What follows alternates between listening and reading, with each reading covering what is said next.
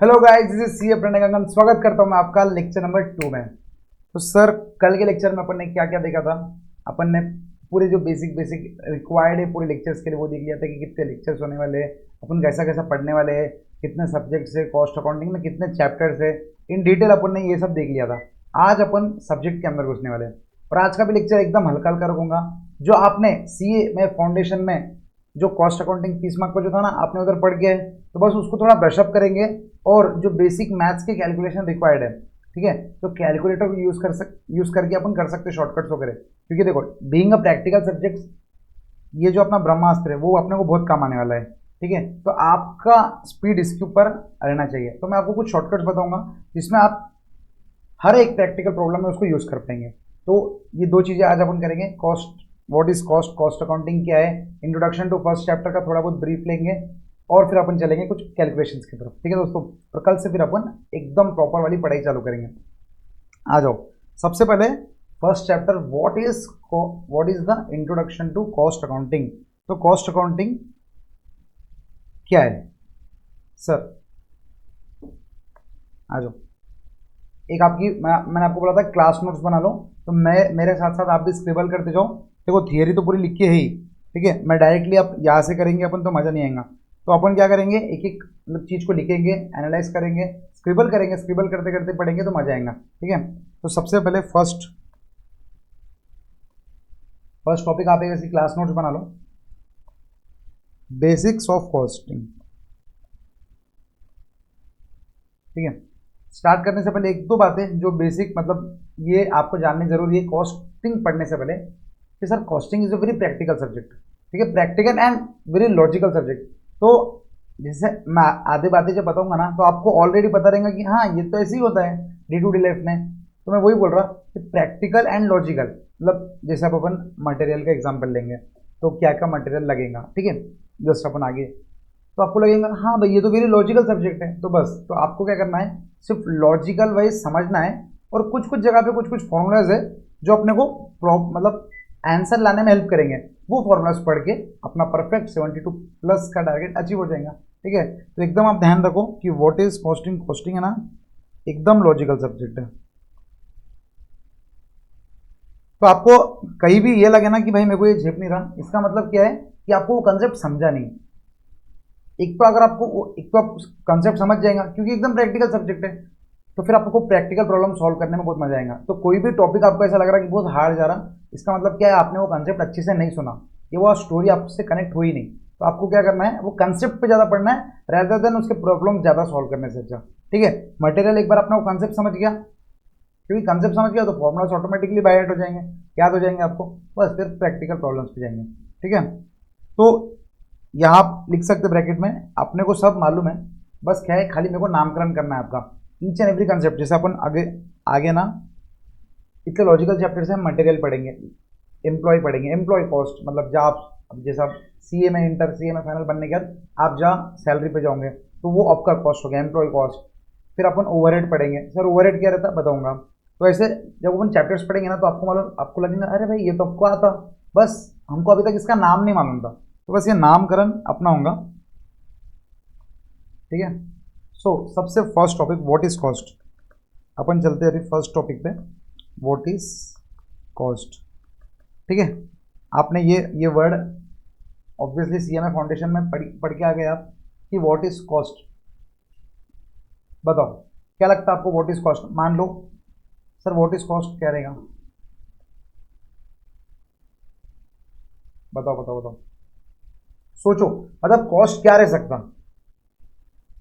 अगर मैं एक एग्जांपल से चलूं तो आपको क्या करना है, आपको सोचना है कि अपनी एक कपड़े की फैक्ट्री है। ठीक है, कपड़े की फैक्ट्री है जहां अपन मतलब ब्राइडल वेयर्स या ग्रूम वेयर्स बना बना के बेचते हैं। ठीक है, तो आप समझो आप वो फैक्ट्री के ओनर हो। अब सोचो कि मान लो मैं एक कुर्ता बना रहा हूँ, ठीक है, एक एकदम बढ़िया वाला कुर्ता बना रहा हूँ, मान एक ब्रांडेड कुर्ता। अब उसको मेरे को सेल करना है, तो मेरे को क्या प्राइस में सेल करूंगा मैं। सर आप लॉजिकली तो ये प्राइस में सेल करोगे कि आपकी जितनी भी टोटल कॉस्ट लगी उसमें अपन कॉस्ट पे सेल कर देंगे क्या? नहीं, ऑब्वियसली अपन एक नॉन प्रॉफिट ऑर्गेनाइजेशन रन नहीं कर रहे दोस्तों। अपन क्या कर रहे हैं, प्रॉफिट ऑर्गेनाइजेशन रन करें ना ऑब्वियसली। तो मान लो एक कुर्ते बनने की कॉस्ट मेरे को 5,000 लग रही, तो मैं उसके ऊपर मेरा प्रॉफिट ऐड करूंगा 2,000 रुपये का अज्यूमिंग, और फिर मैं उसको 7,000 में उसको सेल करूंगा। अच्छा, तो सर मैंने क्या बोला आपको, मान लो मैं एक कुर्ता बना रहा, तो उसके पूरे बनने की कॉस्ट कितनी लग रही, बनने की कॉस्ट लग रही 5,000। तो सर मैं 5,000 में बेच दूंगा क्या? नहीं बाबा नहीं, 5,000 में तो अपन नहीं बेचेंगे। उस पर अपन ये होगी कॉस्ट, उस पर अपन क्या लगाएंगे, प्रॉफिट लगाएंगे अपना। प्रॉफिट अपन ने लगा दिया 2,000, तो फिर अपन वो 7,000 को उसको क्या करेंगे, सेलिंग प्राइस, इसको बोलेंगे अपन सेलिंग प्राइस। ठीक है दोस्तों। सो सेलिंग प्राइस मतलब मार्केट में कुछ भी सेल करने के लिए आपको, अपने को एक बात बताओ कि अगर अपने पास कॉस्ट ही नहीं है तो ये सेल प्राइस आ पाएंगी क्या? 7,000 अपन कहाँ से लाएंगे सर? 2,000 का प्रॉफिट, अरे 2,000 का प्रॉफिट किसको जोड़े अपन? तो कॉस्ट इज वेरी इंपॉर्टेंट। तो लॉजिकल अपन अपन दिमाग लगाते कि मान लो अभी अपन यहाँ पर एक अपना अपना गांव है, वहाँ पर अपन ने एक फैक्ट्री डाली है, ठीक है, ये अपनी एक फैक्ट्री है जहाँ पर क्या हो रहे, कुर्ते मैन्युफैक्चर हो रहे, मैन्युफैक्चर एज इन बन रहे, पूरे के पूरे बन रहे। तो आप मुझे लॉजिकली बताओ कि अपना क्या क्या कॉस्ट लगना चाहिए। ठीक है, बस सोचो आप एक फैक्ट्री के ओनर हो और आप सोचो कि भाई अच्छा मेरे को कुर्ता बनाना है तो मुझे क्या क्या कॉस्ट लगेगा, कौन से कॉस्ट में इनकर करूंगा सो दैट मैं वो कुर्ता बना के बेच सकूं। सर सबसे पहला मुझे जो ध्यान में आ रहा, आपको भी वो ध्यान में आ रहा, आप भी सोचो कि भाई क्या क्या आ सकता है, मतलब एकदम प्रैक्टिकल कि ठीक है आज अपन ने ऑफिस में बैठ के आज अपन कुर्ता बनाना स्टार्ट कर रहे हैं तो क्या क्या लगेगा। भाई सबसे पहले कुछ भी, मतलब अगर क्लॉथ कुर्ता बनाना है तो सबसे पहले क्या लगेगा, कपड़ा लगेगा सर। अगर लाल कलर का अपन एकदम फैंसी वाला कुर्ता बनाएंगे, ठीक है, जिसपे चमकी चमकी है, वो बॉर्डर है, ये सब वो सब है, तो सबसे पहले उसके लिए क्या लगेगा, अभी रेड कलर का कपड़ा तो लगेगा ना, उसको ही फिर अपन उसको क्या करेंगे, सिलाई करेंगे, उसके ऊपर वो चमकी का लगाएंगे, फिर इनको मतलब ब्ला ब्ला बहुत सारी जो चीज़ें वो करेंगे उसके बाद। पर सबसे पहली चीज़ क्या है, अपने को लाल कलर का मटेरियल परचेस करके लाना पड़ेगा, लाल कलर का कपड़ा लेके आना पड़ेगा, that is we called as material. तो सबसे पहले मटेरियल लेके आ गए अपन। हाँ सर ठीक है सर, सबसे फर्स्ट क्या लेके आ गए अपन, मटेरियल। ठीक है, नेक्स्ट अब मटेरियल ला लिए तो अब क्या करेंगे, ठीक है, मटेरियल तो अपन ने बाहर से दुकान से लेके आ गए। अब मुझे एक बात बताओ, इसको सिलना पड़ेगा, आप खुद सिलोगे क्या? नहीं सर हम थोड़ी सिलेंगे, हम तो ओनर हैं, हम क्या करेंगे, एम्प्लॉयज को हायर करेंगे जो वो कुर्ता सिल के हमको देंगे। ठीक है, सेकंड एक देखो ये एक्सपेंस है ना अपना, अपन बस कॉस्ट लग रहे, मतलब कुर्ता फाइनल प्रोडक्ट, मान लो आपके बेस्ट फ्रेंड की शादी है, उसने बोला भाई मुझे कुर्ता भेज, तो उसको कुर्ता भेजने के लिए, ठीक है, वो पुणे में बैठा है और आप आपके गांव में बैठे हो, मान लो आप बैठे हो नागपुर में, ठीक है, और आपका फ्रेंड बैठा है पुणे में, पुणे में आपको अपने को क्या करना है, उसको कुर्ता भेजना है, तो अपने को क्या क्या कॉस्ट लगेगा, सबसे पहले सर अपने मटेरियल लेके आ गए, परफेक्ट समझ में आ गया। सिलने के लिए एक अपना ने एम्प्लॉय को रखा, तो अपना सेकंड कॉस्ट क्या हो गया, main cost, second labour cost, या इसको अपन एम्प्लॉय कॉस्ट भी बोल सकते हैं। देखो एक बात बताओ, इधर तक सब लॉजिकल है, ठीक है, एक तो हो गया मटेरियल, लाल कपड़ा लेके आए और सिलने के लिए आदमी, सर एक ही कुर्ता है ना आप ही सिल लो, अरे नहीं अपन फैक्ट्री बना रहे हैं, अपन 1,000 कुर्ते बनाने वाले, अपने को बताओ मैं खुद सिल सकता क्या? नहीं, तो एम्प्लॉय हायर करना जरूरी है। तो सेकंड कॉस्ट हो गया एम्प्लॉय का। अब बताओ नेक्स्ट और क्या लगेगा, ठीक है, ये आ गया अपना क्या बोलते हैं, अब आपको है ना ये 1,000 क्वांटिटीज के हिसाब से सब सोचना है, ठीक है, अपन एक दिन में 1,000 क्वांटिटीज बना रहे हैं। अब अगर एक क्वांटिटी बना रहेंगे तो अपन क्या बोलेंगे, भैया अपन तो घर पे बना लेते हैं, मान लो लेकिन 1,000 क्वांटिटी बनाना है तो अपन क्या घर पे बना सकते क्या?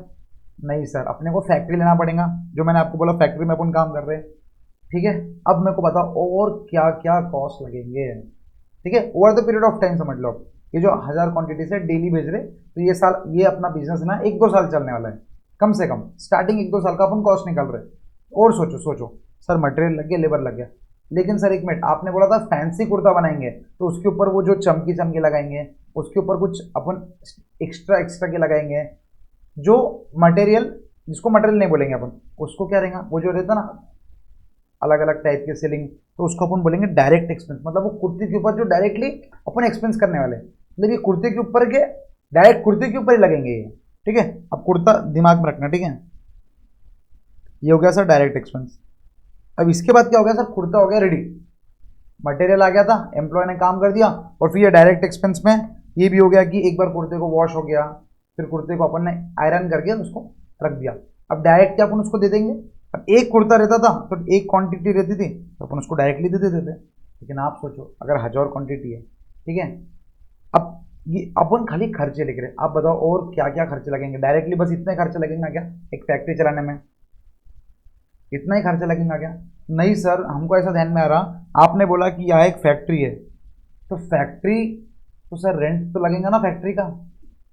क्या बात है, बढ़िया, फैक्ट्री का सर रेंट तो लगेगा, परफेक्ट। और बताओ और क्या लगेगा? सर फैक्ट्री में जो इलेक्ट्रिसिटी रहेंगी, ऑब्वियसली लाइट फैन पंखा सब चालू रहेगा, एसी चालू रहेंगी भाई, मशीन्स चालू रहेंगी, तो इलेक्ट्रिसिटी बिल आएगा। हाँ सर, तो उसका भी तो खर्चा आएगा ना वो।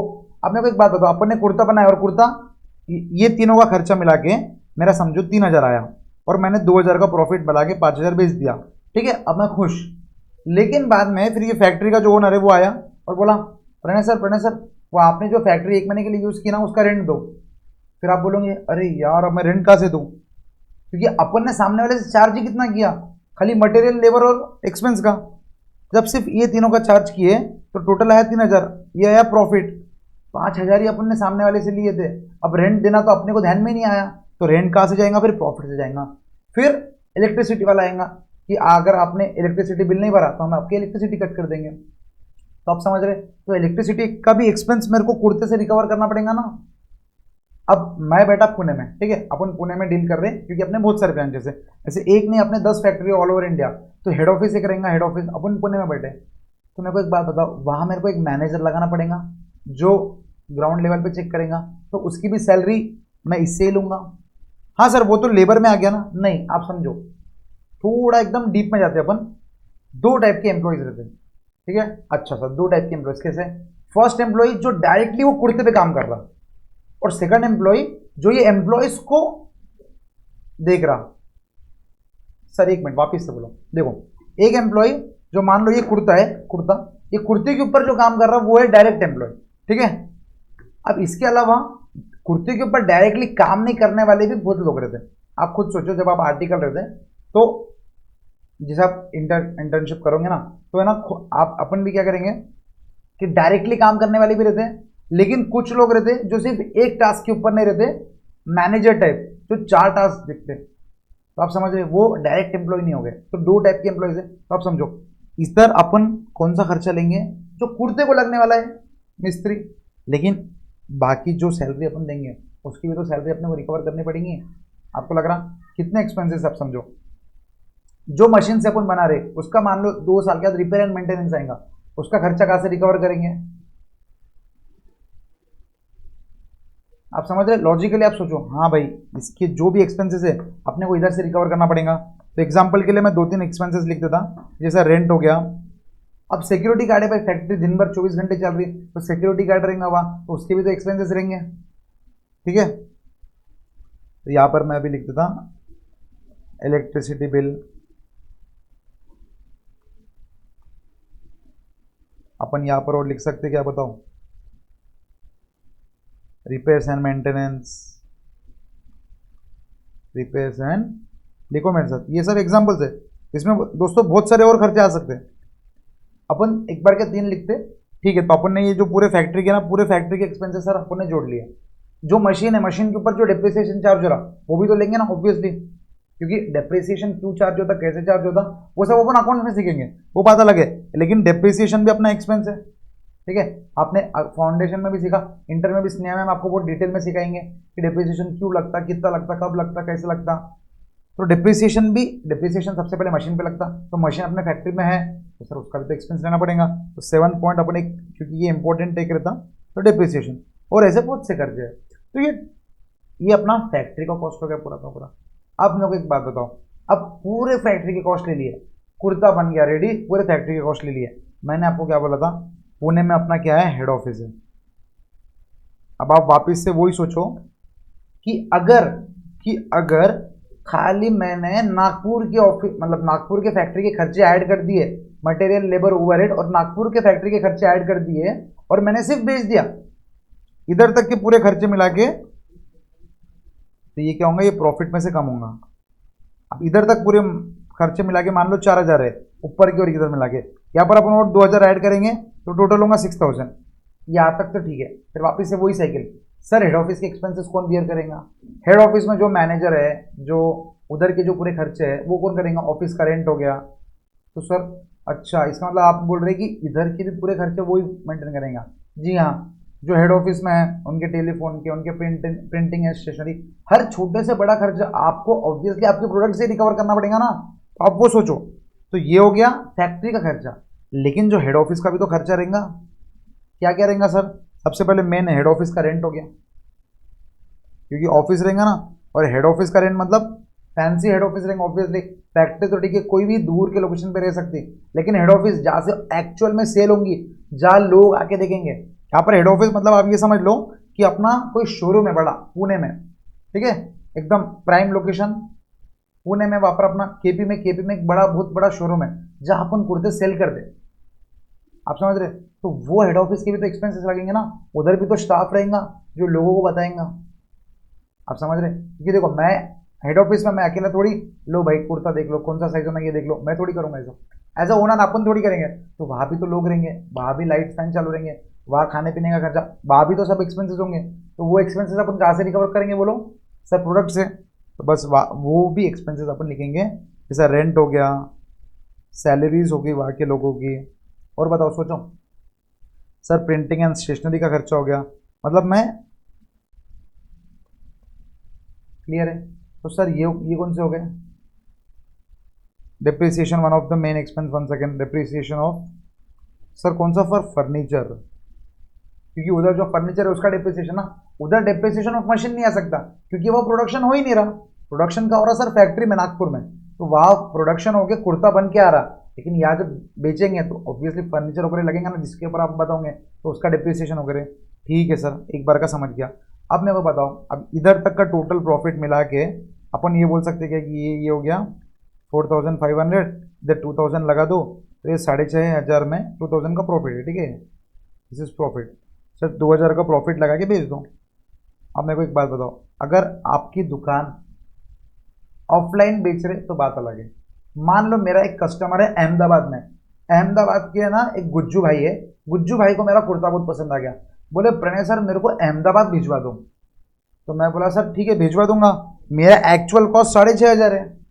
अब मैं अगर 6500 के ऊपर उनको डिलीवरी चार्जेस अगर नहीं लूँ तो फिर मेरे प्रॉफिट में से नुकसान हो जाएगा।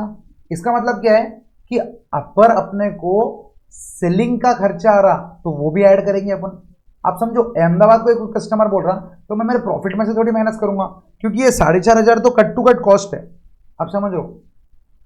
सर मेरे को एक चीज़ है ना थोड़ी खटक रही कि सर सिर्फ रेंट ये सब मिला के 4500 कैसे रहेगा? ये पर प्रोडक्ट है। रेंट आपका रहेगा 10 लाख रुपए, ये रहेगा 10 लाख रुपए, 20 लाख, प्रिंटिंग का 1 lakh, 21 lakh, depreciation 4 lakh, 25 lakh, total 25 lakh divided by number of units जो अपन बना रहे। ऑब्वियसली एक प्रोडक्ट से थोड़ी सब रिकवर कर देंगे। पूरा मिला के मान लो खर्चा 25 लाख लग रहा, और अपन मतलब एक ईयर में 25 लाख का खर्चा लग रहा, और एक ईयर में 25,000 प्रोडक्ट बना रहे। तो 25 लाख का खर्चा पूरे 25,000 प्रोडक्ट से रिकवर करेंगे ना। ओ हाँ सर बराबर, तो फिर ये रेंट आएगा, ठीक है, कम आएगा। पर यूनिट कॉस्ट निकालेंगे, पर यूनिट। आप समझो पूरा रेंट का रेंट अपन एक कुर्ते से थोड़ी निकाल लेंगे। अपन बोलेंगे नहीं नहीं एक कुर्ता बेचने जा रहे सर, नहीं हमारा यहाँ का रेंट 30,000 है, आपको कम से कम 30,000 से ज़्यादा देना चाहिए। तो आपका कोई प्रोडक्ट सेल होगा क्या? नहीं सर, ऑब्वियसली अपन एक नहीं 1000 प्रोडक्ट बेचने वाले हैं, तो अपना जितना भी एक्सपेंसेस है वो पूरा 1000 प्रोडक्ट के ऊपर जाएगा, ठीक है, लॉजिकल, ठीक है सर। अब यहाँ तक क्या हो गया, 4500 फाइनल प्राइस होगी। लेकिन जैसे ही अहमदाबाद की गुज्जू भाई का मेरे को फोन आया, तो मैं बोला यार 6500 भी इसको देंगे तो अपने तो फिर प्रॉफिट के रख जाएंगे, मतलब अपने प्रॉफिट कम हो जाएगा ना। तो फिर अपन क्या करेंगे, अपन यहाँ पर ओवर एक एक्सपेंस ऐड करेंगे, दैट इज अपन बोलेंगे क्या, सोचो सर, उसको अपन बोलेंगे सेलिंग एंड डिस्ट्रीब्यूशन। जैसे सेलिंग एंड डिस्ट्रीब्यूशन के खर्चे, मतलब डिस्ट्रीब्यूशन ओवरहेड, मतलब या नाम क्या बोलेगा, मैं क्या क्या नाम बोल रहा हूँ, ओवरहेड। आप समझो डिस्ट्रीब्यूशन के खर्चे, डिस्ट्रीब्यूशन के क्या क्या रह सकते बताओ सर? डिस्ट्रीब्यूशन की जो डिलीवरी चार्जेस लग रहे हैं, और बताओ और क्या लगेंगे? डिलीवरी बोल दो या पोस्टेज बोल दो, एक ही है। ये वर्ड्स ऐसे अपने एग्जाम में आते हैं, मतलब क्वेश्चन में पोस्टेज आएगा तो आपको समझना पड़ेगा कि ये सेलिंग एंड डिस्ट्रीब्यूशन की तरह आ रहा, ठीक है। और आपके हिसाब से और क्या खर्चे रहेंगे बताओ? तो all related to selling and distribution अपन इसमें देख सकते हैं। अब सर फाइनली जब अहमदाबाद वाले को सेलिंग एंड डिस्ट्रीब्यूशन भी अपन ने लगा दिया, तो अब तो और कुछ खर्च है क्या आपके दिमाग में? बताओ, लॉजिकली आप सोचो, मतलब इधर तक अपने टोटल खर्चे मिला के 5,000 हो जाने चाहिए। फिर इसके ऊपर अपन 2,000 का प्रॉफिट ऐड करेंगे और फिर 7,000 का अपन प्रॉपरली बेच पाएंगे। आपको लग रहा, समझ रहे? तो जितने भी एक्सपेंसेस है ना, आप बता दो, इसके अलावा अपने कुछ एक्सपेंस नहीं लगेंगे। सबसे पहला मटेरियल लगेगा, क्योंकि भाई जब कुर्ता बनाना है तो अपने को लाल कपड़ा तो लगेगा ना, फिर ही तो कुर्ता बनेगा। तो मटेरियल का एक्सपेंस हो गया, फिर जो कुर्ता को सिलेगा उसका लेबर एक्सपेंस हो गया, फिर उसके ऊपर जो अपन फैंसी फैंसी चीजें लगाएंगे, डायरेक्ट एक्सपेंस ऑन कुर्ता। 3 बातें हो गई। फिर सर जो जहाँ नागपुर में फैक्ट्री है, पूरे फैक्ट्री के एक्सपेंस लेंगे अपन कुर्ते में, ठीक है सर। फिर जहाँ हेड ऑफिस के पूरे खर्चे लेंगे, ले लिए। नेक्स्ट सर, अगर किसी को दूर भेजना है तो सेलिंग एंड डिस्ट्रीब्यूशन की भी ओवरहेड्स लेंगे। क्लियर है सर? इतने कॉम्पिटिटिव वर्ल्ड में आजकल लोग एडवर्टाइजिंग भी बहुत कर रहे हैं, क्योंकि मान लो मैं कुर्ता बना रहा हूँ और मैं बेच रहा हूँ, ये तो मेरा फ्रेंड है, मेरे फ्रेंड ने मेरे को फोन किया कि भाई मुझे मालूम है तू कुर्ता लगता, तू व्हाट्सएप पे स्टेटस डालता कि तू कुर्ता बेचता, तो मैंने देख लिया। लेकिन मेरे को मेरे फ्रेंड के अलावा भी तो 1000 कस्टमर और देखने पड़ेंगे, तो वो 1000 कस्टमर के लिए अपन क्या करेंगे? बताओ सर, अपन एडवर्टाइज करेंगे। तो सर एडवर्टाइज क्यों कर रहे हैं आप सोचो, लॉजिकल, मतलब मैं नहीं बताता कि यहाँ पर ये फैक्ट्री एक्सपेंस में आना चाहिए। अब देखो लॉजिकली है ना, आप यहाँ नाम लिख सकते हैं कि ये सब क्या है, पता है क्या? ये फैक्ट्री एक्सपेंस है, ये फैक्ट्री एक्सपेंस है, ये 4, 5, 6, 7, ठीक है। इसको मैं फैक्ट्री एक्सपेंस, क्योंकि ये फैक्ट्री रिलेटेड है, लॉजिकल एकदम। सर फिर आप ये बोलोगे ये ऑफिस एक्सपेंस है, तो इसका अपन नाम दे सकते हैं कि ये, देखो अपने ऑफिस में क्या बोलते हैं? एडमिनिस्ट्रेशन खर्च, एडमिनिस्ट्रेशन खर्चा, नाम वर्ड है एडमिनिस्ट्रेशन। जो हेड ऑफिस के जो लोग रहते हैं ना, वो क्या बोलते हैं? हम लोग एडमिन में है, ठीक है। इन्होंने बस फैंसी नाम रख दिया, लेकिन वो क्या है? ब्रांच के खर्चे। तो अपन इसको क्या बोल सकते हैं? एक तो ऑफिस खर्चे, ऑफिस एक्सपेंस, या एडमिन एक्सपेंस, ठीक है। ऑफिस एक्सपेंस या एडमिन एक्सपेंस, ये हो गया दूसरे सेट का खर्चा। एंड तीसरे सेट का खर्चा ये हो गया सेलिंग एंड डिस्ट्रीब्यूशन के खर्चे। अब मेरे को एक बात बताओ, अगर मैंने आपको कोई भी एक्सपेंस बोला तो आपको लॉजिकली क्या सोचना है कि भाई ये फैक्ट्री एक्सपेंस के अंदर आएगा, ये ऑफिस एक्सपेंस के अंदर आएगा, या एडमिन एक्सपेंस बोल दो, या फिर सर सेलिंग एंड डिस्ट्रीब्यूशन में आएगा। अब आपको सोचना है, ठीक है। तो सबसे पहला एक्सपेंस है, मैं जो आपको पूछना चाह रहा, दैट इज एडवर्टाइजिंग। बताओ सर एडवर्टाइजिंग किधर आएंगी? ठीक है, सोचो।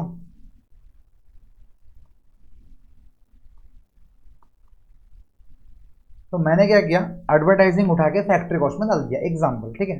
तो फैक्ट्री वाले बोले, अब ऑब्वियसली है ना, लोगों को अगर अपन ज़्यादा कॉस्ट बोलेंगे कि आपकी फैक्ट्री को इतना कॉस्ट लग रहा, मान लो अभी तक है ना फैक्ट्री कॉस्ट है ना, फैक्ट्री की कॉस्ट ना 10 लाख रुपए लगते थे, सर आपने 10,000 लिख दिया, मैंने 10 लाख ही लिखा, 25 से देखो 10 लाख लिख दिया। अब मैंने जितना एडवर्टाइजिंग का खर्चा करा, अपन ने क्या किया, एडवर्टाइजिंग करने के लिए किसको बुलाया?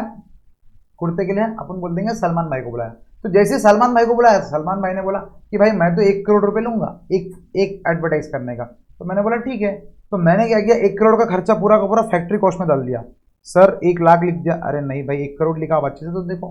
तो टोटल फैक्ट्री का खर्चा कितना हो गया सर? 1 करोड़ 10 लाख। तो फैक्ट्री वाले बोले सर 1 मिनट, हमारा काम क्या है? कुर्ता बनाना। हम एडवर्टाइजिंग का खर्चा हम क्यों लें? कुर्ता बेचना हमारा काम नहीं है। मिस्त्री लोग बोलेंगे ना सर हमारा काम है कुर्ता बनाना, तो आप हमारे ऊपर क्यों डाल रहे? तो फिर मैंने बोला हाँ यार बात तो सही है, आपका काम है सिर्फ कुर्ता बनाना, फैक्ट्री कॉस्ट में नहीं आना चाहिए। फिर एडमिन कॉस्ट में, एडमिन वाले बोले सर हमारा काम है सर्विस देना, लेकिन सेल करना हमारा काम नहीं है। हम जो भी आएंगे ना उसको ऑब्वियसली बोलेंगे ठीक है हम उसको सर्विस देंगे, लेकिन सेलिंग का एक्सपेंस हम पे मत डालो। तो ये आप समझ रहे सर। फिर लॉजिकली अपन ने सोचा, एक टीम बनाई, फिर अपन ने बोला कि भाई ये जो एडवर्टाइजिंग का खर्चा है वो किसके लिए है? वो एक्चुअल सेल करने के लिए है। तो फिर जब सेलिंग के लिए कोई खर्चा है तो वो कहाँ डालेंगे वो बच्चों बताओ? सर वो अपन डालेंगे सेलिंग एंड डिस्ट्रीब्यूशन में। आपको समझ रहा हूँ? लॉजिकल है। इसका मतलब एडवर्टाइजिंग का खर्चा किधर आएगा सर? इधर आएगा। बताओ समझे आप? सेकंड, इसको थोड़ा नीचे ले लेते हैं। दैट आपको जगह मिले। सेकंड, मेरे को एक बात बताओ कि मैंने बोला रिसर्च एंड डेवलपमेंट का खर्चा है। अच्छा सर, रिसर्च एंड डेवलपमेंट मतलब क्या? आप सोचो कि किधर आएगा, बताओ। फैक्ट्री कॉस्ट में आएगा, एडमिन कॉस्ट में आएगा, या सेलिंग एंड डिस्ट्रीब्यूशन में आएगा? बताओ बताओ बताओ। Sir research and development obviously product का रिसर्च एंड डेवलपमेंट है, ठीक है। तो मैं अभी इतना बताऊँ आपको, आप बताओ लॉजिकल बताओ, जब तक मैं एक गुट पानी भी लगा, जब तक खाली सोचो सोचो सोचो। रिसर्च एंड डेवलपमेंट का खर्चा, तो मान लो कुर्ते के ऊपर अपन रिसर्च कर रहे हैं, या अपन सोच रहे हैं जैसे मोदी कोट है तो वैसे ही कुछ नया कुर्ता लाने का अपन सोच रहे हैं,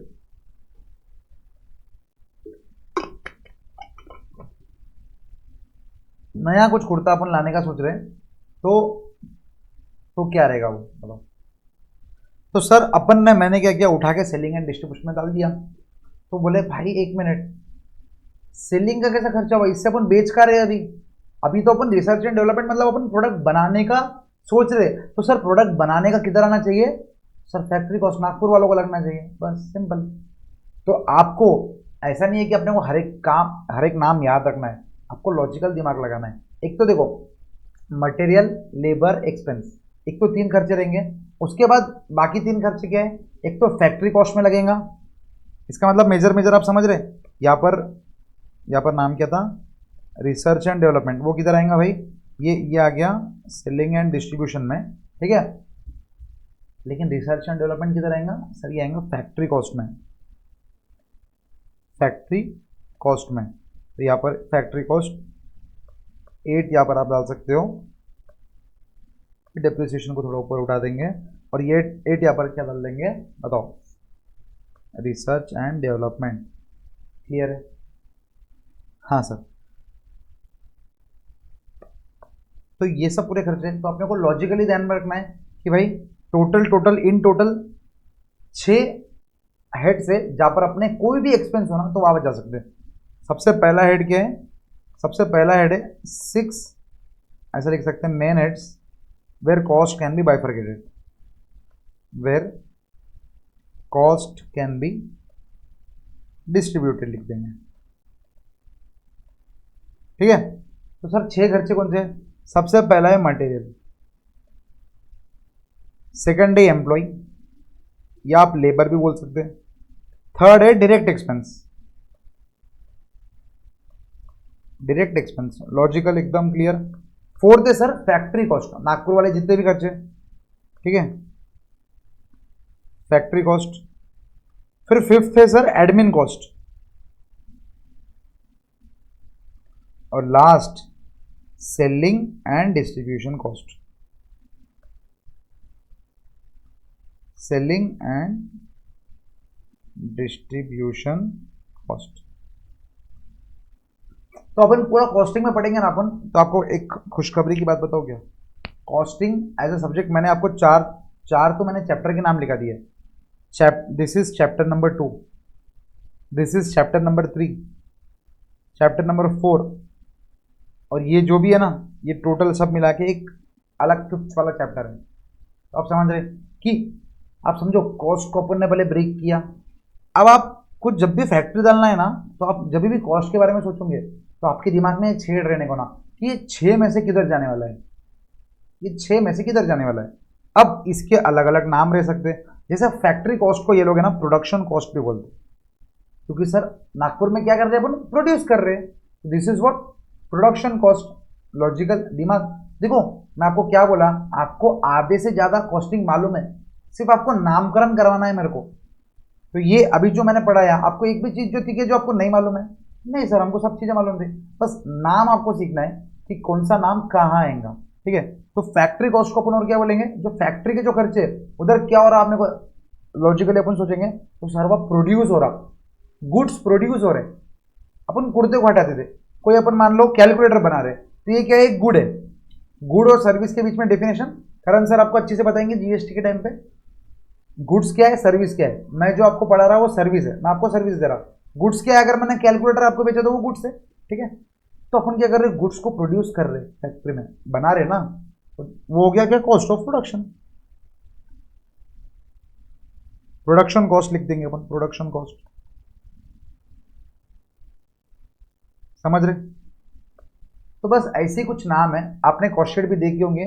तो सर हमने वो भी तो देखा था, add opening WIP, closing WIP, finished goods का ओपनिंग क्लोजिंग, उसका सर हमको कंफ्यूज होता था। अरे कंफ्यूज लेने की कोई बात नहीं, अपन लॉजिकली सोचेंगे उसको। यहाँ पर जो मैंने गैप दिया है ना, ये बीच में, बस ये उसके लिए दिया है कि मैं वो सब चीज़ें लिख सकूँ यहाँ पर, ठीक है। तो आ जाओ अपन, अब आपको broad broad cost sheet clear है भाई। ये क्या है, फर्स्ट चैप्टर का हो गया आपका पढ़ा के, मेरे को समझ रहा क्या, आप समझ रहे क्या। फर्स्ट चैप्टर जो कॉस्ट शीट है ना, जो कंपलसरी क्वेश्चन 7 मार्क का, उसको ऑलमोस्ट हो गया अपना। बस है कि कुछ आपको मतलब मिर्च मसाला डालना बाकी है, बाकी पूरी सब्जी बन गई है अपनी। 7 मार्क के लिए यू आर रेडी। अगर मैं अभी क्वेश्चन बैंक खोलूँ तो आपको 7 मार्क का क्वेश्चन ऐसे ही जमेगा, क्योंकि आपको फ्लो समझ गया कि कौन सा कॉस्ट कहाँ डालना है। बस इसके कुछ कुछ नाम आपको और जानने पड़ेंगे। सबसे पहले,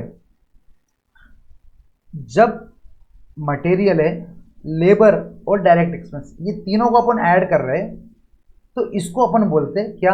आपने कोई लॉजिकल सोचो, मैं जो नाम बोलने वाला हूँ आपको लगेगा हाँ भाई ये सही है।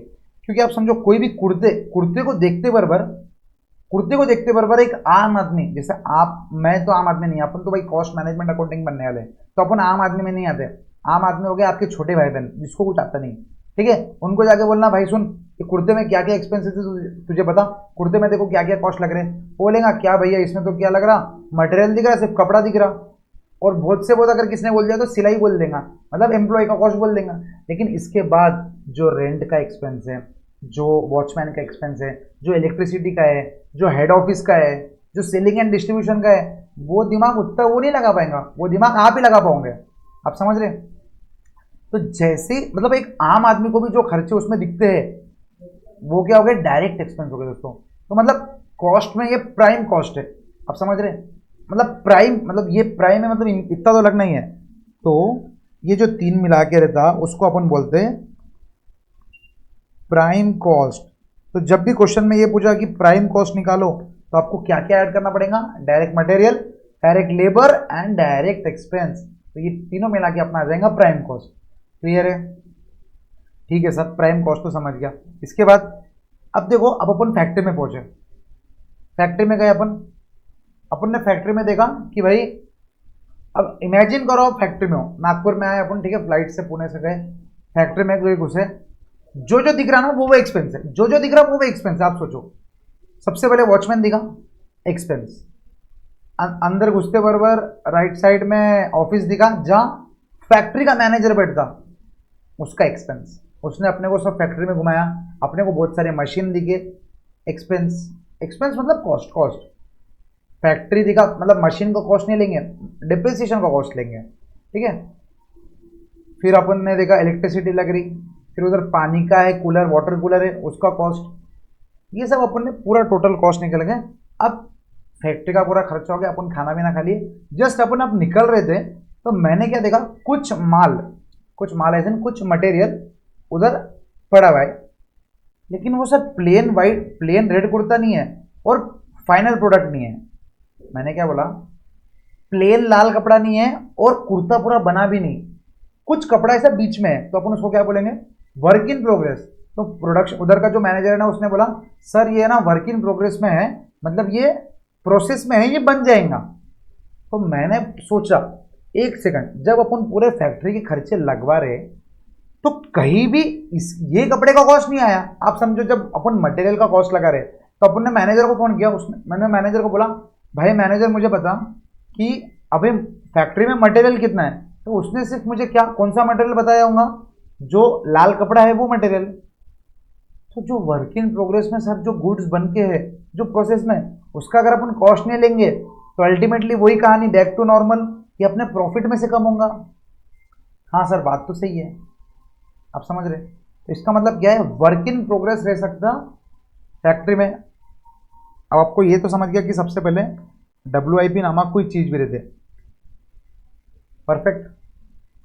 तो सर फैक्ट्री के पूरे एक्सपेंसेस लगाने के बाद अपने को वर्क इन प्रोग्रेस दिखा, समझ रहे हो क्या। फैक्ट्री के पूरे एक्सपेंसेस लगाने के बाद अपने को वर्क इन प्रोग्रेस दिखा। तो आप मेरे को एक बात बताओ, ये वर्क इन प्रोग्रेस का जो कॉस्ट है वो भी तो इसमें लगाना पड़ेगा, आप समझ रहे। वो भी तो वर्किंग प्रोग्रेस का खर्चा इसमें लगाना पड़ेगा। तो आपको आप समझ गया कि फैक्ट्री कॉस्ट में पूरे एक्सपेंसेस लगाने के बाद वर्क इन प्रोग्रेस का खर्चा लगाएंगे, क्योंकि फैक्ट्री में देखो आप एक भी लॉजिकल एक बात समझना, जैसे गुड्स फिनिश हो जाते ना, वो क्या करते हैं, पुणे भेज देते। तो जब तक गुड्स फिनिश नहीं हो रहे, जितने गुड्स वर्क इन प्रोग्रेस में है वो फैक्ट्री में रहेंगे, जैसे गुड्स फिनिश हो गए वो पुणे भेज देंगे। ठीक है सर, इसका मतलब सर फिनिश गुड्स यहाँ नहीं रहेंगे, फिनिश गुड्स अपने पुणे के हेड ऑफिस में रहेंगे। तो वर्क इन प्रोग्रेस में जितने भी गुड्स है वो फैक्ट्री कॉस्ट में आ गए। परफेक्ट। अब क्या हो गया, ऑफिस में आ गए, पूरे खर्चे लग गए। अब मैंने 1000 क्वांटिटी बना ली, ठीक है, लेकिन अहमदाबाद वाले का मुझे फोन आया कि सर मुझे है ना अभी फिलहाल के लिए 1000 गुड्स नहीं चाहिए सर, 500 ही गुड्स चाहिए। तो मैंने बोला यार 500 ही चाहिए क्या आपको, ठीक है, लेकिन मैंने तो 1000 बना लिए थे। नहीं नहीं सर, अभी मेरे को 500 ही गुड्स चाहिए सर, अभी 1000 नहीं चाहिए। तो मैं कुछ बात बताऊं, वो बाकी के 500 जो मैं अभी नहीं बेच रहा उसको रखने का कॉस्ट लगेगा। देखो एडमिन ओवरहेड्स में क्या आ गया कि अपन ये रख रहे अपने जो ऑफिस का स्टाफ है, लेकिन जो अपना एक्स्ट्रा गुड्स गोडाउन नामक एक चीज रहती, गोडाउन, उसके भी एक्सपेंस अपने को इसमें डालने पड़ेंगे। गोडाउन का रेंट हो गया, उधर का वॉचमैन, उधर की इलेक्ट्रिसिटी, उधर का सब कुछ सब डालेंगे। आप समझ रहे, जा रहा ना, प्रोसेस हो रहा ना दिमाग में कि क्या क्या लग रहा, बताओ। तो सर जब फिनिश गुड्स आएंगे तो मैं को एक बात बताओ, तो फिनिश गुड्स किधर आएंगे, इधर ही आएंगे, क्योंकि वर्किंग देखो फैक्ट्री वाले क्या बोलते हैं, जैसे गुड्स बनते ना सेट हम उधर उधर भेज देते पुणे। तो जब पुणे में आ गए तो पुणे में बाकी एक्सपेंसेस पूरे लग गए, ये रेंट रेंट रेंट, वो गोडाउन का भी रेंट आ गया। अब जब सेलिंग होने से पहले कुछ गुड्स बचे रहेंगे ना, तो वो भी तो फिनिश गुड्स। देखो अपन ये जो खर्चे लगा रहे, वो जो मटेरियल है उसको देख के लगा रहे, लेकिन जो ऑलरेडी कन्वर्ट हो गया उसके भी तो एक्सपेंसेस लगाना पड़ेंगे। इसका मतलब क्या है सर, फिनिश गुड्स भी ऐड करना पड़ेगा यहाँ पर।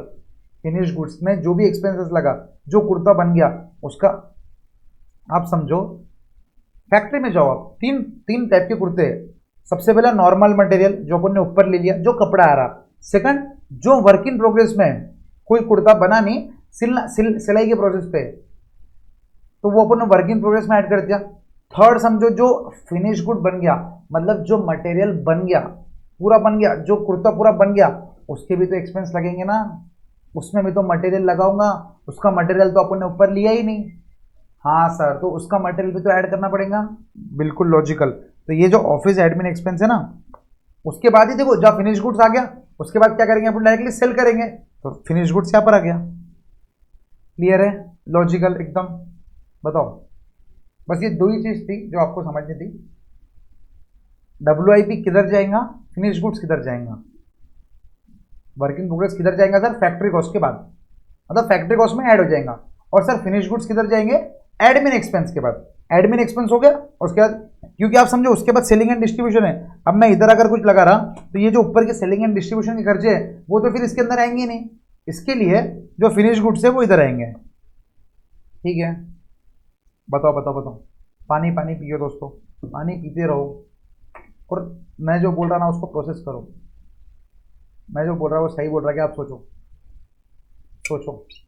WIP मैंने बोला उधर आएगा, फिनिश गुड्स मैंने बोला इधर आएगा, वो सही है क्या?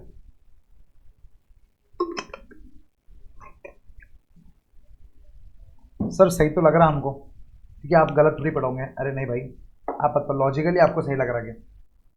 लॉजिकली जो अपन ने मटेरियल से लेके सेलिंग एंड डिस्ट्रीब्यूशन से लेके पूरा इधर तक नीचे तक आ गए, आपको बताओ लॉजिकली सही लग रहा क्या जो खर्चे लिए? तो सर जो फाइनल, अब फाइनल अगर आपको सही लग रहा, ठीक है, मैं अज्यूमिंग सही लग रहा, ठीक है, फाइनल जो अपने खर्चे हो गए, उसके बाद अपन क्या बोलेंगे, ऐड कर दो प्रॉफिट। अब ये जो है इसको मैं निकाल दे रहा हूँ, ठीक है, ये आपने लिख ही लिया होगा एग्जाम्पल में, ऐड कर दो प्रॉफिट। तो सर प्रॉफिट ऐड करने के बाद क्या बचेगा, जो भी प्रॉफिट अपन इधर ऐड करेंगे, जैसे मतलब इधर तक खर्चे कितने हुए थे, इधर तक खर्चे हो गए थे 5000, फिर अपन ने यहाँ पर 2000 का प्रॉफिट ऐड किया, और फिर अपन इसको क्या बोलेंगे बताओ, सेल्स। अपन ने 7000 की सेल कर दी। तो अभी तक पूरे खर्चे बाइफर्केशन समझा आपको, कि सबसे पहले मटेरियल, लेबर, डायरेक्ट एक्सपेंस का खर्चा 3000, फिर ये सब का खर्चा प्लस 1000, तो ये 4000 आ गया।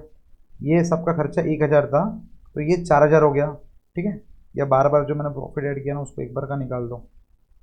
अब ये 3000, तो टोटल अभी तक 4000 प्लस यहाँ पर इसका खर्चा 500, ये इसका भी खर्चा 1000 ले लो, तो टोटल कितना, 500 या 500 लेंगे तो ये हो गया 4500, और सेलिंग एंड डिस्ट्रीब्यूशन का खर्चा 500।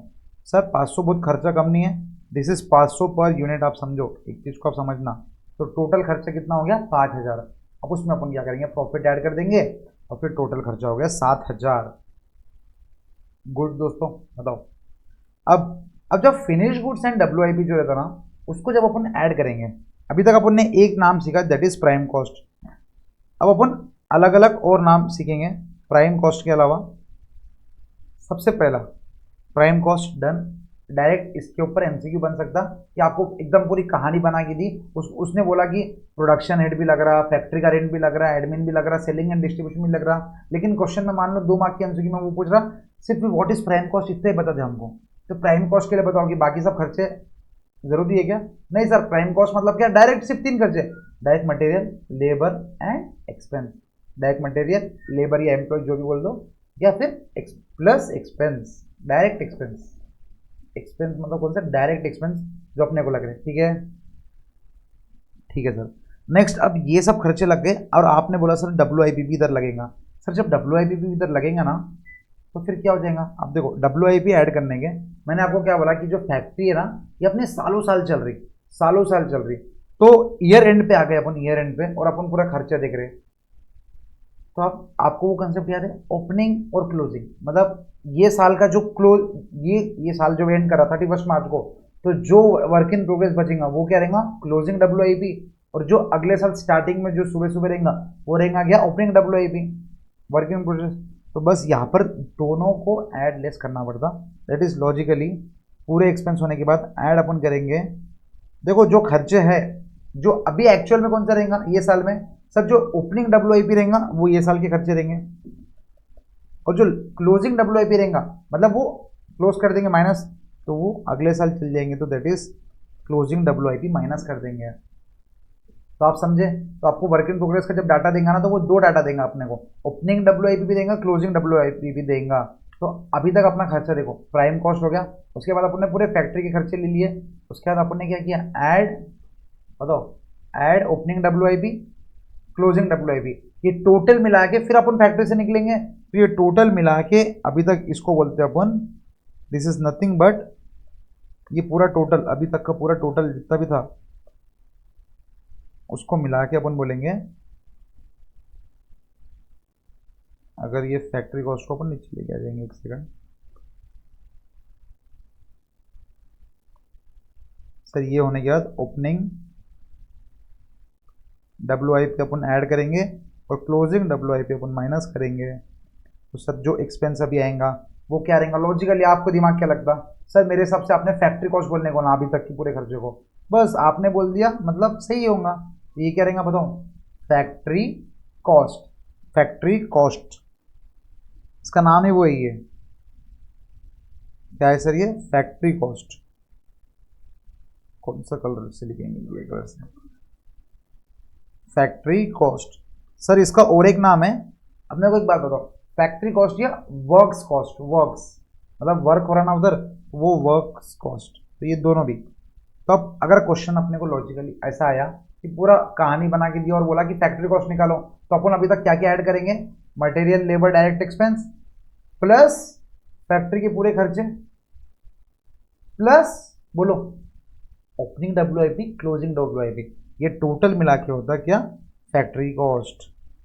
ठीक है सर। अब अपन आ गए नागपुर से निकल गए, खर्चे देख के हेड ऑफिस में आ गए। अब हेड ऑफिस में अपन ने पूरे खर्चे देख लिए, अब हेड ऑफिस में पूरे खर्चे देख लिए, अब इसके बाद का खर्चा सेलिंग एंड डिस्ट्रीब्यूशन है, जो जितने भी फिनिश गुड्स है उसके खर्चे किधर आएंगे, यहाँ पर एडमिन ओवरहेड्स में। क्लियर, इसको अपन ने थोड़ा नीचे कर दिए, और यहाँ पर क्या आएगा सर, फिनिश गुड्स में भी वैसे ही, opening finish goods, closing finish goods, आप समझ रहे हैं, opening finish goods, closing finish goods. Add, अब आप एक चीज समझो, ऐड यहां पर अपन कर रहे, कलर चेंज कर दे, add opening finish goods less closing finish goods. ठीक है, एक के नीचे एक आएगा जैसा डब्ल्यू ने करा। क्लियर। अब सर ये जो खर्चे हो गए, अब इसको अपन क्या बोलेंगे, इसका एक नाम है सर, इसका नाम है कॉस्ट ऑफ गुड्स सोल्ड। इसका मतलब क्या है, अब ये कॉस्ट है अगर आपको गुड्स बेचने की है तो, मतलब गुड्स की कॉस्ट। ठीक है, फाइनल कॉस्ट नहीं, दिस इज गुड्स की कॉस्ट। आप समझो, अब जब मैं सेलिंग एंड डिस्ट्रीब्यूशन के बाद वाला जो नाम बताऊंगा ना, आपको फिर और लगेगा ये लॉजिकल लगेगा। अब ये जितने सेलिंग एंड डिस्ट्रीब्यूशन के खर्चे ऐड कर दिए प्रॉफिट के पहले, उसको अपन क्या बोलेंगे, अब फिर कॉस्ट ऑफ सेल्स। दोनों में डिफरेंस समझ रहा, ये सेल्स का खर्चा है, सेल करने के लिए सेलिंग एंड डिस्ट्रीब्यूशन लगा, लॉजिकल। सर अहमदाबाद वाले को अपने को सेल करने के लिए डिलीवरी चार्जेस लगे, वरना अगर अपने को यहां का यहां बेचना था तो कॉस्ट ऑफ गुड्स सोल्ड कितना रहता था, पुणे के पुणे में बेचना था तो कॉस्ट ऑफ गुड्स सोल्ड में सेलिंग एंड डिस्ट्रीब्यूशन नहीं लगता था। तो गुड्स कितने में बेच रहे थे अपन, नॉर्मली 5,500 में बेच रहे, 4.5, हाँ 4.5, 5.5 प्लस 2 6.5, 4.5 प्लस 2 6.5 में बेच रहे थे, लेकिन सेलिंग एंड डिस्ट्रीब्यूशन लगाए तो वो सेल्स का कॉस्ट हो गया। क्लियर। तो ये नाम आपको याद रखना पड़ेगा कि सबसे पहले प्राइम कॉस्ट, ऊपर के 3 मेन एक्सपेंस, बाद में फैक्ट्री के पूरे खर्चे ले लिए, और डब्ल्यूआईपी क्योंकि फैक्ट्री में ही रहती तो add opening WIP less closing WIP, तो अपना क्या हो गया, फैक्ट्री कॉस्ट हो गया, वर्क्स कॉस्ट हो गया। नेक्स्ट एडमिन के पूरे खर्चे ले लिए, और एडमिन के पूरे खर्चे के साथ अपन ने ओपनिंग और क्लोजिंग को गुड्स को ऐड कर दिए, तो पूरे खर्चे का आ गए ये कॉस्ट ऑफ गुड्स सोल्ड, मतलब जो गुड्स है उसको बेचने का खर्चा, मतलब कॉस्ट, जितने गुड्स अभी तक की जितनी कॉस्ट लगी पूरा आ गया, cost of goods to be sold. और लास्ट में सेलिंग एंड डिस्ट्रीब्यूशन लगाएंगे तो this will be cost of sales, और कॉस्ट ऑफ सेल्स में अपन प्रॉफिट ऐड करेंगे तो that will be nothing but, बताओ, सेलिंग प्राइस, मतलब नॉर्मल सेल्स बोल दो, या पर यूनिट अगर निकाल रहे अपन तो इसको सेलिंग प्राइस भी बोल सकते हैं। ठीक है दोस्तों। अब यहाँ पर एक चीज ध्यान रखो, यहाँ पर जो फैक्ट्री के पूरे एक्सपेंसेस लग गए और एडमिन के एक्सपेंसेस लग गए फिनिश गुड्स को छोड़ के, मैंने क्या बोला, वापस बताओ, फैक्ट्री के पूरे एक्सपेंसेस लग गए और मतलब डब्ल्यूआई के भी खर्चे लग गए, जी हाँ, प्लस एडमिन के भी पूरे खर्चे लग गए। तो मेरे को एक बात बताओ, नॉर्मल कॉस्ट ऑफ गुड्स को प्रोड्यूस करने के इतने खर्चे रहेंगे ना, इसके बाद जो फिनिश गुड्स आ रहा ये तो ऑलरेडी प्रोड्यूस हो गया, ये ऑलरेडी प्रोड्यूस हो गया ना, देखिए, तो ये अपन कॉस्ट ऑफ प्रोडक्शन में ऐड नहीं करेंगे, आप समझ रहे हैं, तो कॉस्ट ऑफ प्रोडक्शन में यहां तक ऐड करेंगे, क्योंकि आप देखो जो ये सब डिप्रिसिएशन का वगैरह फर्नीचर है ये भी इसके अंदर ऐड होगा, तो ये सर इधर अपना एडमिन तक के पूरे खर्चों को अपन बोलेंगे कॉस्ट ऑफ प्रोडक्शन। समझ रहे हो आप? सो दिस इज इट, बस इतने ही नाम अपने को याद रखने थे। अब सिर्फ 1-2 बार रिवाइज करेंगे और आपकी कॉस्ट शीट, मतलब डायरेक्टली इनडायरेक्टली अगर मैं आपको बोलूँ तो आपका 7 मार्क का जो है ना क्वेश्चन ऑलरेडी आपकी मैंने प्रिपरेशन करा दी, पूरे 7 मार्क की अपनी प्रिपरेशन होगी, आप मानो ना मानो। ठीक है, तो सर सबसे पहले आ जाओ, अगर अपन नॉर्मली अगर अपन क्या करेंगे, फैक्ट्री डालेंगे तो सबसे पहले अपन मटेरियल का खर्चा रिवाइज कर रहे हैं अपन, रिवाइज, लेबर का खर्चा, डायरेक्ट एक्सपेंस, तो सर इसको अपन बोलेंगे प्राइम कॉस्ट। ठीक है, प्राइम कॉस्ट बोले अपन ने, बताओ लॉजिकल है क्या? आप लोग भी लिखो मेरे साथ, मैं लिख रहा, सिर्फ मेरी एग्जाम नहीं है भाई, आपकी एग्जाम है, तो एकदम लॉजिकली क्या क्या, मटेरियल का खर्चा, लेबर का खर्चा, एक्सपेंस का खर्चा, ये हो गया प्राइम कॉस्ट, प्लस फिर सर पूरे फैक्ट्री के ओवरहेड्स, पूरे फैक्ट्री के खर्चों को, जैसे अपन ने वो 4-5 लिखे ना, वैसे 15-20 खर्चे रहेंगे, उसको सब मिला के अपन क्या बोलेंगे, फैक्ट्री के ओवरहेड्स।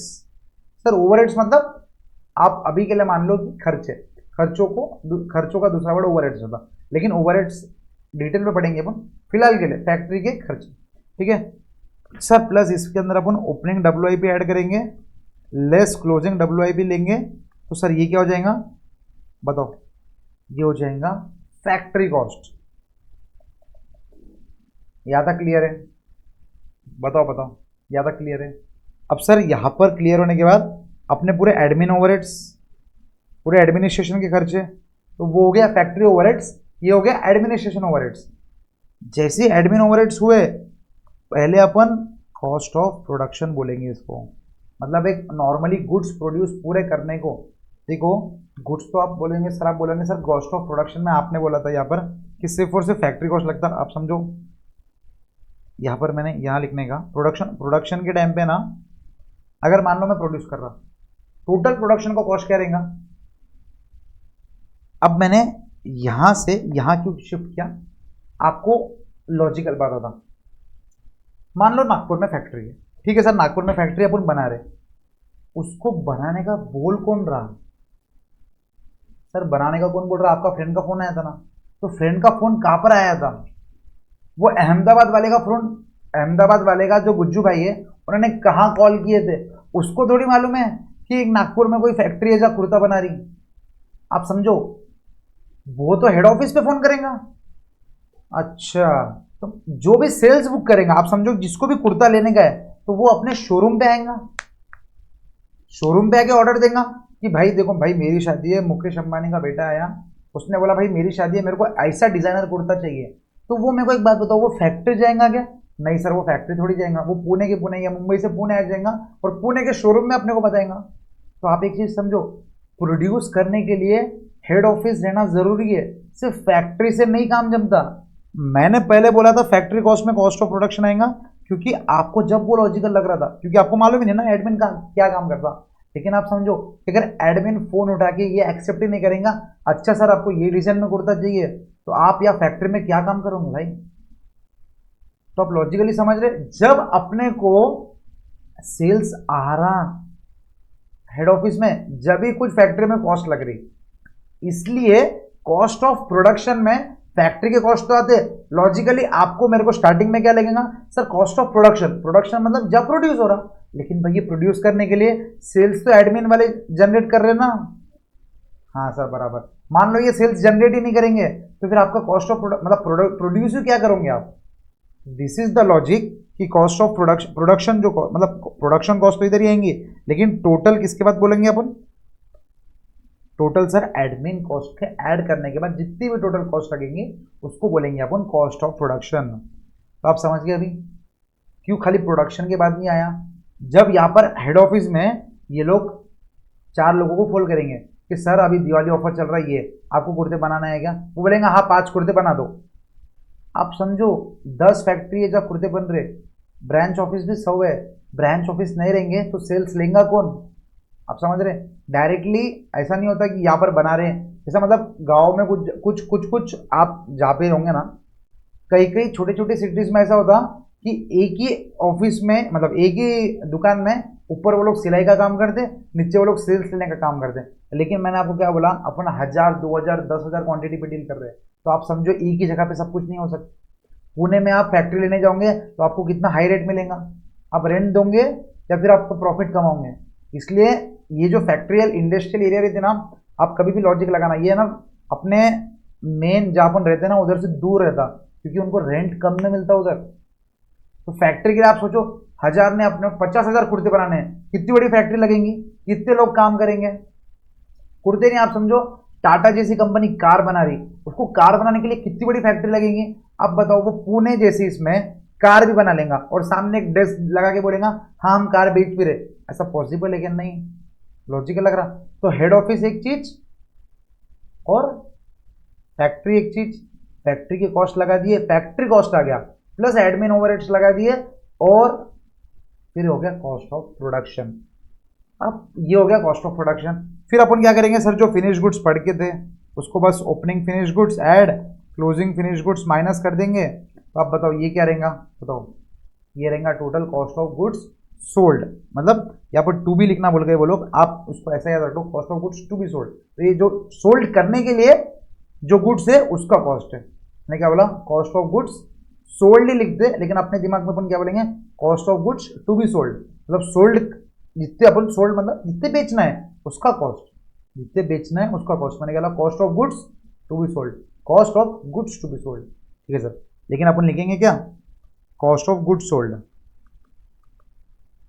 लॉजिकल, यस सर, एकदम खतरनाक, मजा आ गया। आप समझो एक बार कहानी की लिंक को, कहानी आपको समझ गई ना, तो ये कॉस्ट शीट बनाना कोई बड़ी बात नहीं है, आप भी बना सकते हैं। कहानी आप समझो कि कौन सा खर्चा कहाँ आएगा, आप खुद लॉजिकल बताओगे, फिर आप मेरे से आर्ग्यू भी करोगे कि नहीं सर ये तो इधर आना चाहिए, क्योंकि आपको समझेगा। मैंने गलती से मान लो कोई खर्चा इधर नहीं इधर लिख दिया, एडवर्टाइजिंग का खर्चा मैंने इधर लिख दिया ऊपर फैक्ट्री कॉस्ट के पीछे, बताओ मेरे को फैक्ट्री वाले चिल्लाएंगे कि नहीं चिल्लाएंगे कि भाई हमारे ऊपर क्यों खर्चा लगा रहे, हमारा तो खर्चा ही नहीं है, ये खर्चा किसका है सर, सेलिंग एंड डिस्ट्रीब्यूशन के लिए, वो बेच रहे हैं इसके लिए उनको एडवर्टाइज की जरूरत है। क्लियर है?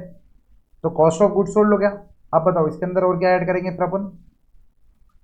सर बस लास्ट में क्या करेंगे, डायरेक्ट अगर अपने को पुणे के पुणे में बेचना है तो ठीक है, लेकिन अगर अहमदाबाद की गुज्जू भाई ने फोन किया तो ऐड करेंगे selling and distribution overheads, selling and distribution overheads. तो सेलिंग एंड डिस्ट्रीब्यूशन ओवरहेड्स पूरा ऐड करने के बाद क्या आएगा दोस्तों, बताओ?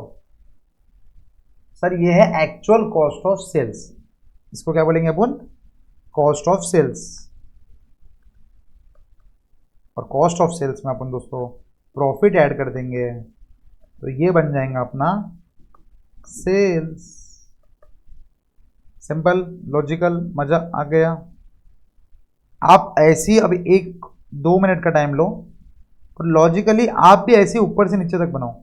ये तो मैंने बना लिया, लेकिन आपकी एग्जाम है ना, तो आपको भी तो बनाना चाहिए। तो लॉजिकली आप सोचो क्या आना चाहिए, कब आना चाहिए, क्यों आना चाहिए, स्टोरी रिपीट करो।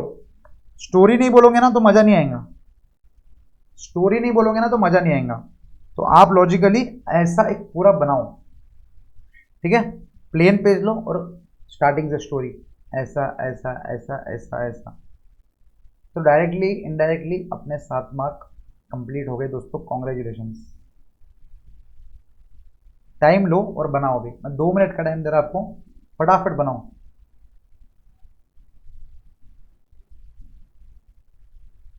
मिनट्स में आपको बता देता, मिनट्स भी नहीं बताता, आप पूरा एक काम करो, पूरा 0 से बनाओ ना, देखते कितना कितना बनता आपसे। स्किप नहीं करना है वीडियो को, वीडियो को स्किप नहीं करना है, मैं आपको बता रहा हूँ। वीडियो को स्किप करोगे फिर आपके मार्क्स स्किप हो जाएंगे आगे। वीडियो को स्किप नहीं करना है, मैं बस पानी पी रहा, यही हूँ मैं। आप बनाओ स्टार्टिंग में क्या लगेगा, फिर कौन से खर्चे लगाएंगे, फिर उसके बाद क्या होगा। देखो नाम लिखना भी जरूरी है, सिर्फ खर्चे मत लिख देना। मटेरियल, लेबर, डायरेक्ट एक्सपेंस के बाद उसको क्या बोलते हैं वो भी लिखो, क्योंकि एग्जाम में वही आएगा भाई, वही पूछेगा what is factory cost, what is cost of production, what is this cost, what is this cost, यही पूछेगा। तो अपने को उसके ऊपर क्या क्या आने वाला वो मालूम रहने को ना अपने को।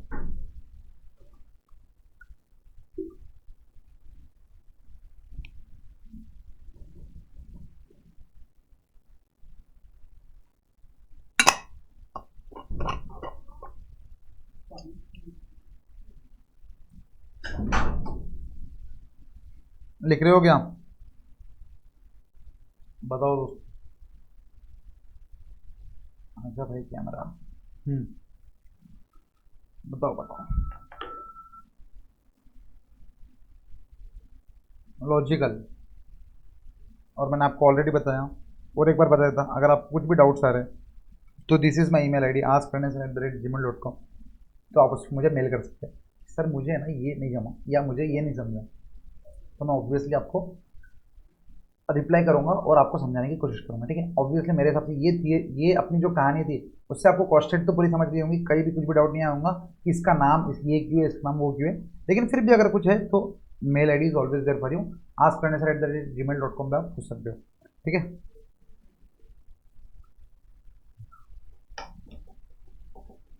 आ जाओ फटाफट करो।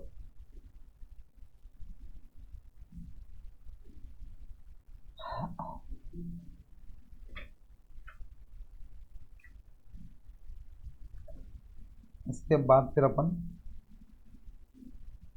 जस्ट सेकंड में कैलकुलेटर ऐड कर देता,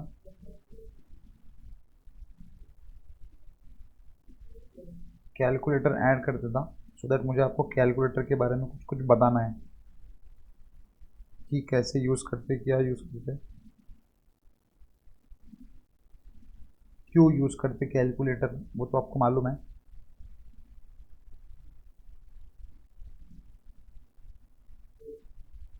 और मैं जो बताने वाला हूँ मोस्टली बच्चों को मालूम ही रहेगा, लेकिन कुछ कुछ को अगर नहीं मालूम है तो फिर वो भी सीख लेंगे। ठीक है, आ गया अपना कैलकुलेटर, इसको हम बड़ा कर देंगे। हो गया आपका, बन गया पूरा, बताओ बन गया? मेरे हिसाब से 2 मिनट हो गए, आपका बन गया होगा। फटाफट, मैं बार बार क्यों रिवाइज कर रहा कि आप समझो 7 मार्क का जो चैप्टर है ना वो हो गया अपना मटेरियल। फटाफट एकदम, मटेरियल, लेबर, डायरेक्ट एक्सपेंस, इसको बोलेंगे प्राइम कॉस्ट। उसके बाद सर फैक्ट्री के पूरे खर्चे, फिर opening WIP add, closing WIP minus, ये क्या हो जाएगा पूरा फैक्ट्री कॉस्ट। नागपुर से निकले पुणे में आ गए, सर पुणे में एडमिन कॉस्ट ऐड करें। सर एडमिन कॉस्ट ऐड करने के बाद फिनिश गुड्स ऐड मत करो, इसको क्या बोलेंगे अभी, पूरे एडमिन कॉस्ट ऐड करने के बाद कॉस्ट ऑफ प्रोडक्शन। उसके बाद फिनिश गुड्स ऐड और add less opening add closing less, इसको बोलेंगे अपन cost of goods sold, plus selling and distribution overhead, इसको बोलेंगे cost of sales, plus profit, इसको बोलेंगे sales. Cost of sales plus profit is sales. Simple है भाई, बताओ बताओ बताओ, क्लियर है? अगर आपको क्लियर है तो आज के लिए अपन कंसेप्ट वाला जो पार्ट है, मतलब प्रॉपर कॉस्टिंग वाला जो पार्ट है उसको रोकते, आप इसको थोड़ा क्या करना, थोड़ा रिवाइज रिवाइज रिवाइज रिवाइज करना, और फिर अपन कल इसको थोड़ा आगे बढ़ाएंगे। ठीक है, मेरा पर्सनली माना है कि भाई इसको ही मेरे को प्रॉब्लम्स कराना था, लेकिन आप इसको और टाइम दो, और जो मुझे बेसिक्स ऑफ कॉस्टिंग कराना है इसलिए मैं कॉस्टिंग मतलब प्रॉपर कॉस्टिंग और अपन कल से शुरू करेंगे। अब कल के लेक्चर, कल के जो पूरे लेक्चर्स रहेंगे उसमें अपन फिर ये सब बात मतलब अलग अलग बात नहीं करेंगे। आज मेरे को आपको कुछ बेसिक बताना है जो अपने को ओवरऑल टोटल अपने जितने भी लेक्चर्स है ना एंड ऑफ द बैच और प्रैक्टिकल सब्जेक्ट्स में आपको पूरे के पूरे काम आएंगे। कुछ कुछ चीज़ें ऑलमोस्ट आपको मालूम ही रहेगा, लेकिन फटाफट सुन लो। सबसे पहले आपको यही कैलकुलेटर यूज़ करना है, ठीक है, क्योंकि इसके अंदर सही कैलकुलेशन होता है। ठीक है, आपके पास नहीं है तो प्लीज़ ये कैश होगा, ये MJ और DJ एक कैलकुलेटर था वो ले लो 12 डिजिट्स का। नेक्स्ट आपके ये बटन्स तो रहने चाहिए, इसमें से इंपॉर्टेंट है this M minus M plus, इसके अलावा GT नहीं रहे तो चलेगा बर का, लेकिन ये 2 इंपॉर्टेंट है और ये वाला एक इंपॉर्टेंट है। ठीक है, ये 3 बटन इंपॉर्टेंट है। उसके अलावा अपन देखो प्लस माइनस का बटन तो रहता है, MO नहीं रहा तो भी चलेगा, AC नहीं रहा तो भी चलेगा, लेकिन M plus M return, sorry M plus M minus M return रहना बहुत बहुत बहुत ज़्यादा ज़रूरी है। ठीक है सर, ये क्या रहता है एक बार हमको फटाफट बता दो। ठीक है, तो मैं आपको बता दे रहा कि M प्लस M माइनस क्यों ज़रूरी है। ठीक है, जस्ट सेकंड, हाँ आ जाओ। Sir what is M plus M minus, अगर किसी को नहीं मालूम हुआ तो देखो M प्लस इज मेमोरी में प्लस करेंगे अपन, मतलब कैलकुलेटर की जो मेमोरी है ऐसी कर दो, कैलकुलेटर की मेमोरी में प्लस करेंगे, फिर M माइनस मतलब कैलकुलेटर की मेमोरी में अपन माइनस करेंगे, और M रिटर्न मतलब प्लस माइनस करने के बाद मेमोरी रिटर्न मतलब क्या, मेमोरी रिटर्न दबाएंगे। बता भाई तेरे दिमाग में कितना भी हमको टोटल बता दें, मतलब लॉजिकल अगर आपको बताऊँ तो मैं 2 + 3 - 4 + 6 करेंगे, तो सर 2 + 3 - 4 + 6 तो नॉर्मली भी कर सकते ना, तो ये 7 आएगा। लेकिन अब इसको अपन M प्लस M माइनस से करेंगे, ऐसी दबा दो। अब देखो 2 के आगे क्या है, कुछ नहीं है मतलब प्लस है, तो 2 M प्लस, एक ही बार दबाना, 2 बार मत दबाना। M प्लस M माइनस जब दबाओगे ना तो इधर कैलकुलेटर पे कुछ अलग से नहीं आएगा, तो आपको सिर्फ एक ही बार दबाना है। ऐसा नहीं कि सर कुछ चेंज नहीं हुआ तो मैं दबा दिया दबा दिया, ऐसा नहीं। 2 M प्लस, फिर 3 M प्लस, 4 के आगे सर क्या है, माइनस है, तो 4 M माइनस और 6 M plus, M plus M minus, M plus M minus दबा दिया आपने। जिसके सामने जो साइन है ना वो नंबर लगा के, मतलब 4 दबा दिए M माइनस, 6 दबा दिए M प्लस, 3 दबा दिए M प्लस, और लास्ट में M रिटर्न दबा दो। M return that is MRC दबा दो, MRC मेमोरी रिकॉल भी बोलते कोई, हम इसको मेमोरी रिटर्न बोलते हैं, मेमोरी रिकॉल या मेमोरी रिटर्न जो भी दबा दो, आपको आंसर 7 आ गया होगा। सर मेरे को एक बात बताओ, ये फिर अगर आपको M रिटर्न M प्लस से करना था, ये तो लॉजिकली प्लस माइनस से ही कर लेते थे अपन, तो M रिटर्न M माइनस का क्या यूज, मैं आपको बताता हूँ। अब देखो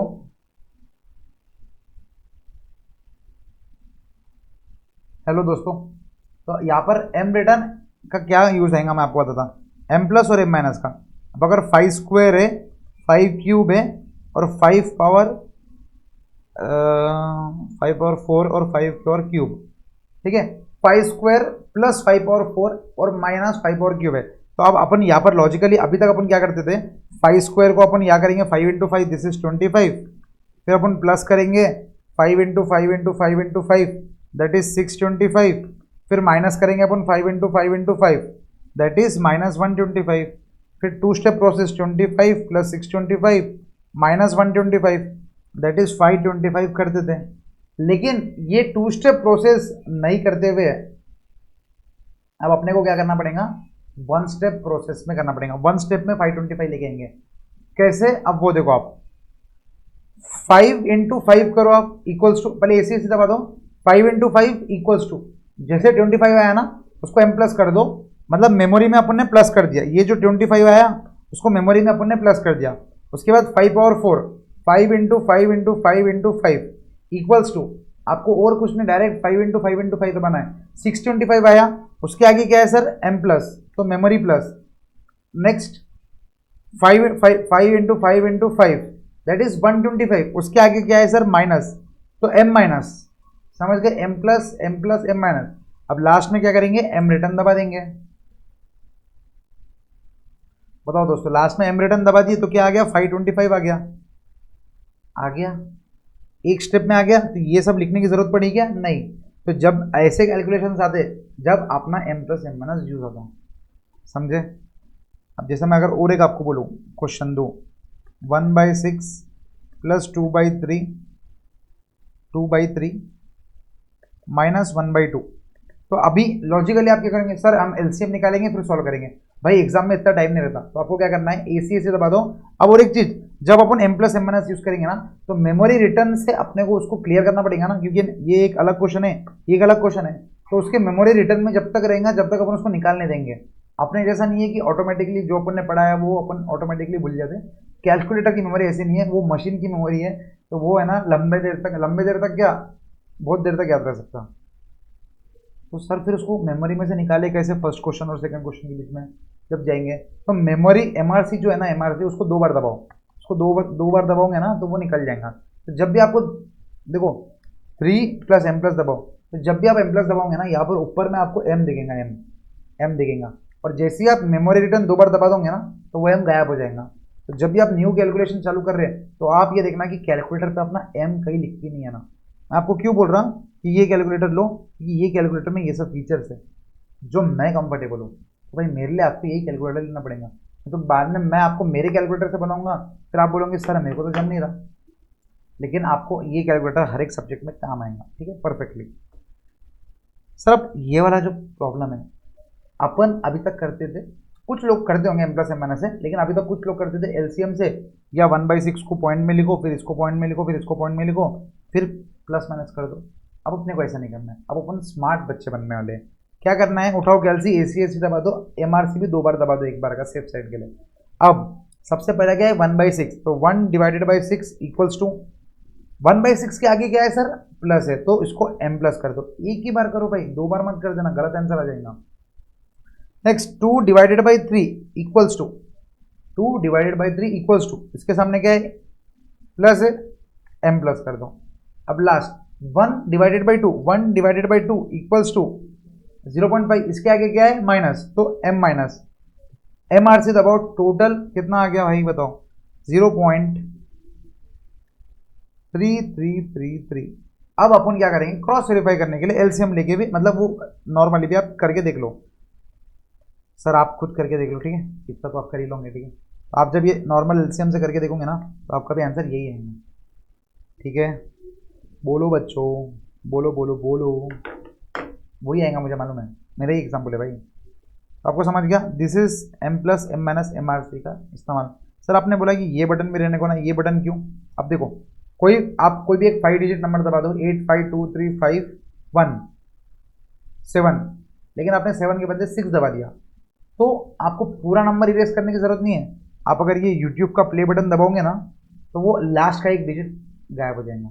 आप समझ रहे, ये कहीं ना कहीं बाद में बहुत काम आता है कि गलती से कुछ दबा दिए, तो वापस पूरा नंबर दबाने से अच्छा, कभी कभी क्या होता है, अपन कोई बीच कैलकुलेशन में रहते, ये इंटू ये प्लस ये माइनस ये फिर ये, लास्ट इसमें मान लो आपने कोई डिजिट पे गलती कर दी, तो आप क्या पूरा कैलकुलेशन वापस करोगे क्या? नहीं, बस ये जो डिस्प्ले का बटन है या जो यूट्यूब प्ले बटन है बस उसको दबाएंगे तो क्या होगा, लास्ट का एक डिजिट कम हो जाएंगे। क्लियर है? जैसे देखो 2 × 3 × 17 × 562, नहीं नहीं नहीं 561 करो, तो आप क्या पूरा वापस करोगे क्या? नहीं, खाली वो यूट्यूब प्ले बटन को दबाएंगे, 562 का 561 कर देंगे। लॉजिकल। 3 बार दबाओगे वो तीनों लास्ट लास्ट लास्ट के डिजिट निकल जाएंगे। बताओ दोस्तों, क्लियर है क्या? बोलो बोलो बोलो। क्लियर है? ये एक चीज़ मुझे आपको बतानी थी। This is first. Second, dirty power calculation. वैसे तो अपने इसमें ज़्यादा डर्टी पावर कैलकुलेशन का यूज़ होता नहीं है, लेकिन फिर भी आपको बता दूं कि अगर 5 पावर 1/6 है तो इसको निकालना मतलब आते आंग में काटे। तो आप ये चीज़ ध्यान में रख लो, कहीं ना कहीं एग्जाम में अपने को मतलब कहीं ना कहीं प्रैक्टिकल या ये नहीं तो दूसरे सब्जेक्ट में आपको 100% काम आ जाएगा। FM में तो काम आ ही जाएगा, कॉस्टिंग में भी काम आएगा। तो क्या रहेगा सर, इसके स्टेप्स रहते हैं। सबसे पहला स्टेप क्या है बताओ? 12 टाइम्स रूट करो। 12 टाइम्स क्या करना है? 12 टाइम्स स्क्वायर रूट करो। तो आ जाओ दोस्तों, 5 को, ये जो रूट का बटन है ना ये वाला उसको क्या करना है? 12 टाइम्स दबाओ। 1 2 3 4 5 6 7 8 9 10 11 12। सर ये तो हल्ता फलता आ रहा, जो भी आ रहा है उसको रहने दो, उसको कुछ मत करो। अब सेकंड स्टेप क्या करो?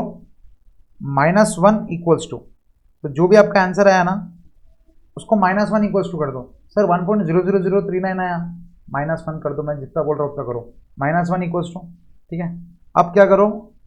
थर्ड स्टेप, मल्टीप्लाई करो बाय पावर इक्वल्स टू, मतलब मल्टीप्लाई बाय 1/6, तो इंटू 1/6 इक्वल्स टू दबा दिए। ठीक है सर, अभी तो भलते यार, अरे चिल मार भाई। फोर्थ स्टेप का करो, जो -1 किया था उसको +1 कर दो, +1 equals to, +1 equals to.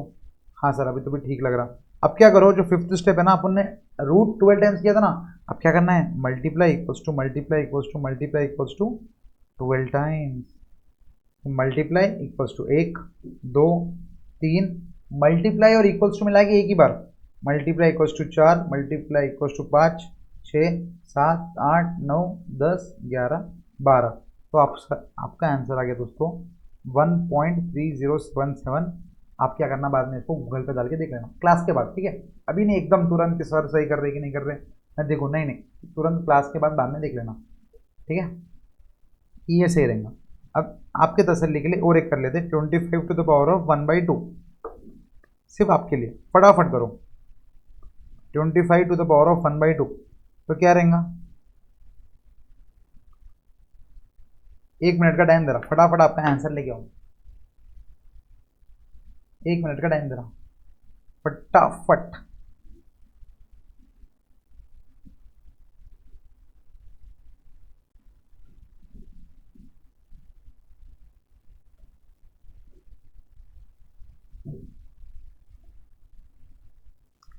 Twelve times root करना है बराबर, एक गिन के, मतलब ऐसा नहीं कि भाई भलते एक सर 11 बार हो गए तो चलेगा कि 13 बार होएगा, नहीं नहीं भाई, जैसा चाहिए वैसे ही चाहिए।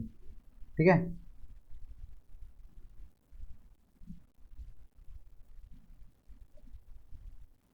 जैसा चाहिए वैसे ही चाहिए। 12 times root -1 equals to multiply by power equals to +1 equals to और into equals to into equals to into equals to into equals to 12 times. बोलो दोस्तों, क्लियर है? बताओ क्लियर है क्या? 25 टू द पावर ऑफ 1/2 आ गया क्या आंसर? यस सर, हमारा आंसर उस पर भी आया। अब मेरे को एक बात बता, आपका आंसर ये आया होगा कि देखो 25 को अपन 5 स्क्वायर लिख सकते और ये पावर 1/2 है, 2 गेट्स कैंसिल, आपका आंसर 5 पावर 1 इज 5। अब लॉजिकली इससे भी कर सकते थे। अब बीइंग देखो, जो डर्टी पावर कैलकुलेशन मतलब सिर्फ जो पावर गंदे थे उसको ही नहीं, कोई भी इससे चलता, तो 25 पावर 1/2 भी आपका आंसर यही आया होगा, नहीं आया होगा मतलब गलत है। आपके साथ मैं भी एक बार कर लेता, 25 रूट 12 टाइम्स, 1 2 3 4 5 6 7 8 9 10 11 12। भाई वो AC बराबर किए थे ना, पूरा जीरो करके वापस चालू करना। अब सर -1 इक्वल्स टू इंटू 1/2, क्योंकि सर पावर से मल्टीप्लाई करना था, इंटू 1/2 कर दिया equals to +1 multiply equals to 12 बार इंटू इक्वल्स टू 1 2 3 4 5 6 7 8 9 10 11 12 आया क्या आपके 5.00158 आया क्या इतना। सर एग्जैक्ट 5 आना चाहिए ना, नहीं भाई थोड़ा डर्टी बोर्ड कैलकुलेशन है, थोड़ा पॉइंट में आएगा लेकिन ऑलमोस्ट वही आंसर है ना भाई 5.00। क्लियर, तो यस ये हो गया बात क्लियर। नेक्स्ट पॉइंट पे आप आ जाओ। नेक्स्ट पॉइंट मेरे को जो आपको बतानी है कि कॉस्टिंग जब अपन करेंगे ना तो पूरे कॉस्टिंग में ना ये वर्ड कहीं ना कहीं रहेगा कि इंक्रीज बाय 10%, डिक्रीज बाय 10%। तो मान लो कि दो चीज़ें हैं, मटेरियल जो है ना, मटेरियल अभी 5 kg है अपने पास, ठीक है फिलहाल थोड़ा और अच्छे से, मटेरियल अभी है ना 5 kg, और अगर मैंने बोला कि मटेरियल इज इंक्रीज्ड बाय 10%, तो क्वेश्चन क्या है, मटेरियल इज इंक्रीज्ड बाय 10%। आपको ये शॉर्टकट नहीं लिखना है, ये मेरे शॉर्टकट के लिए, ठीक है, आपको पूरा लिखना है मटेरियल इज इंक्रीज्ड बाय 10%। और ये नोट्स आपको मिलने नहीं वाली, आपको खुद के नोट्स बनाने हैं पूरे। हाँ आपको ऑब्वियसली फाइनल का जो ये मतलब जो अपनी नोट्स है वो आपको मिलेंगे, ठीक है। कॉस्ट में अपन डिस्कस करेंगे कि भाई ये चाय है ना, जो डॉली डॉली की टपरी चाय नागपुर वाले हो, आपको तो मालूम नहीं होगा और पूरे ओवरऑल मालूम होगा वर्ल्ड में, क्योंकि इन्होंने भाई कोलैब किया था बिल गेट्स के साथ। तो अपन डॉली टपरी चाय और बिल गेट्स के साथ अपन कॉस्टिंग पढ़ने वाले, आप समझ रहे हो कितना मजा आएगा। तो मैंने बोला मटेरियल इज इंक्रीज बाय 10%। तो सर अभी तक है ना 5 kg का मटेरियल था तो 10% है, तो यहाँ पर है ना सॉल्व करने के दो तरीके हैं। आप एक आज डिसाइड कर लो कि आपको कौन सा तरीका करना है, तो पूरे कॉस्टिंग में वही तरीका करना। कैलकुलेटर पे मैं आपको बता रहा, सबसे पहले 5 kg मैं जो करता मैं आपको बता रहा, मैं +10% कर देता। मतलब अगर किसी ने बोला 5 + 10%, तो 5 + 10%, जितना जितना मैंने बोला ना उतना ही आपको कैलकुलेटर पे करना है। 5 + 10%, तो सर आंसर आ गया 5.5 kg, ठीक है। यूनिट्स तो बाजू में रख दो, मतलब केजीस को बाजू में रख दो, 5 + 10%। लेकिन कुछ लोगों की ये आदत रहती कि वो 5 मल्टीप्लाई बाई, जब 10% बोला है मतलब 110% से मल्टीप्लाई, तो ये दोनों तरीका है। 5 मल्टीप्लाई करना है आपको तो 10% से नहीं कर सकते, मल्टीप्लाई बाई 110% करना पड़ेगा, क्योंकि सर 5 मल्टीप्लाई बाई 10% करेंगे तो ये 0.5 आ जाएगा। लेकिन आप लॉजिकल बात, 5 kg से इंक्रीज होकर 0.5 तक जाएगा कि नहीं, तो भाई वो मल्टीप्लाई जब कर रहे हैं तो 100 तो रहेंगे ही ना, प्लस 10% और, तो मल्टीप्लाई जब कर रहे हैं तो 10% और, लेकिन जब ऐड कर रहे हैं तो सिर्फ 10% ही से काम चल जाएगा। तो ये दोनों चीज़ें ध्यान रखना, बाद में बच्चों के इसलिए डाउट्स आते हैं कि सर आपने मल्टीप्लाई के टाइम पे 10 लेना, 10 क्यों नहीं लिए, या तो यहाँ पर +110 क्यों नहीं लिया। तो आई थिंक आप डिसाइड कर लो आज आपको ये करना है, पूरे क्वेश्चन में ये करना है। मैं पर्सनली ये फॉलो करता कि जितना भी अपने को क्वेश्चन में दिया, मतलब मान लो 250 दिया, +10% करना है या +7% करना है, तो +7%, बस सिंपल आगे आंसर। मल्टीप्लाई बाई 107% या कम वो सब नहीं। क्लियर है, ये एक चीज़ मुझे बतानी थी। अब और जब पूरे कॉस्टिंग अपन पढ़ेंगे ना तो बहुत लॉजिकल रहेगा। जैसे मैं अगर आपको बताऊँ कि मैं बोल रहा कि 1 kg के लिए 60 रुपये लग रहे अपने को, इसको है ना अपन यूनिटरी मेथड काइंड ऑफ भी बोलते हैं, यूनिटरी मेथड। तो 1 kg के लिए अभी अपने को 60 रुपये लग रहे, तो मैंने बोला कि अपने को अभी 1.2 kg का माल लगने वाला है, तो अपने को कितने रुपये लगेंगे दोस्तों बताओ, करो कैलसी पे आपको कितने रुपये लगेंगे, आप बताओ कितने रुपये लगेंगे।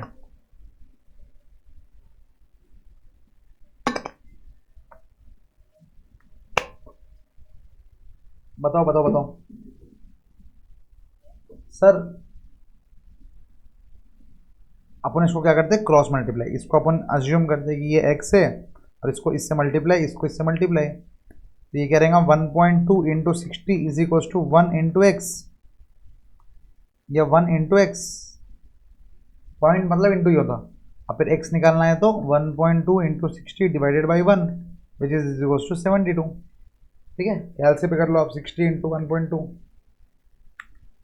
72 आ गया। इसका मतलब क्या है, ये 72 यूनिटरी मेथड इसको बोलते हैं।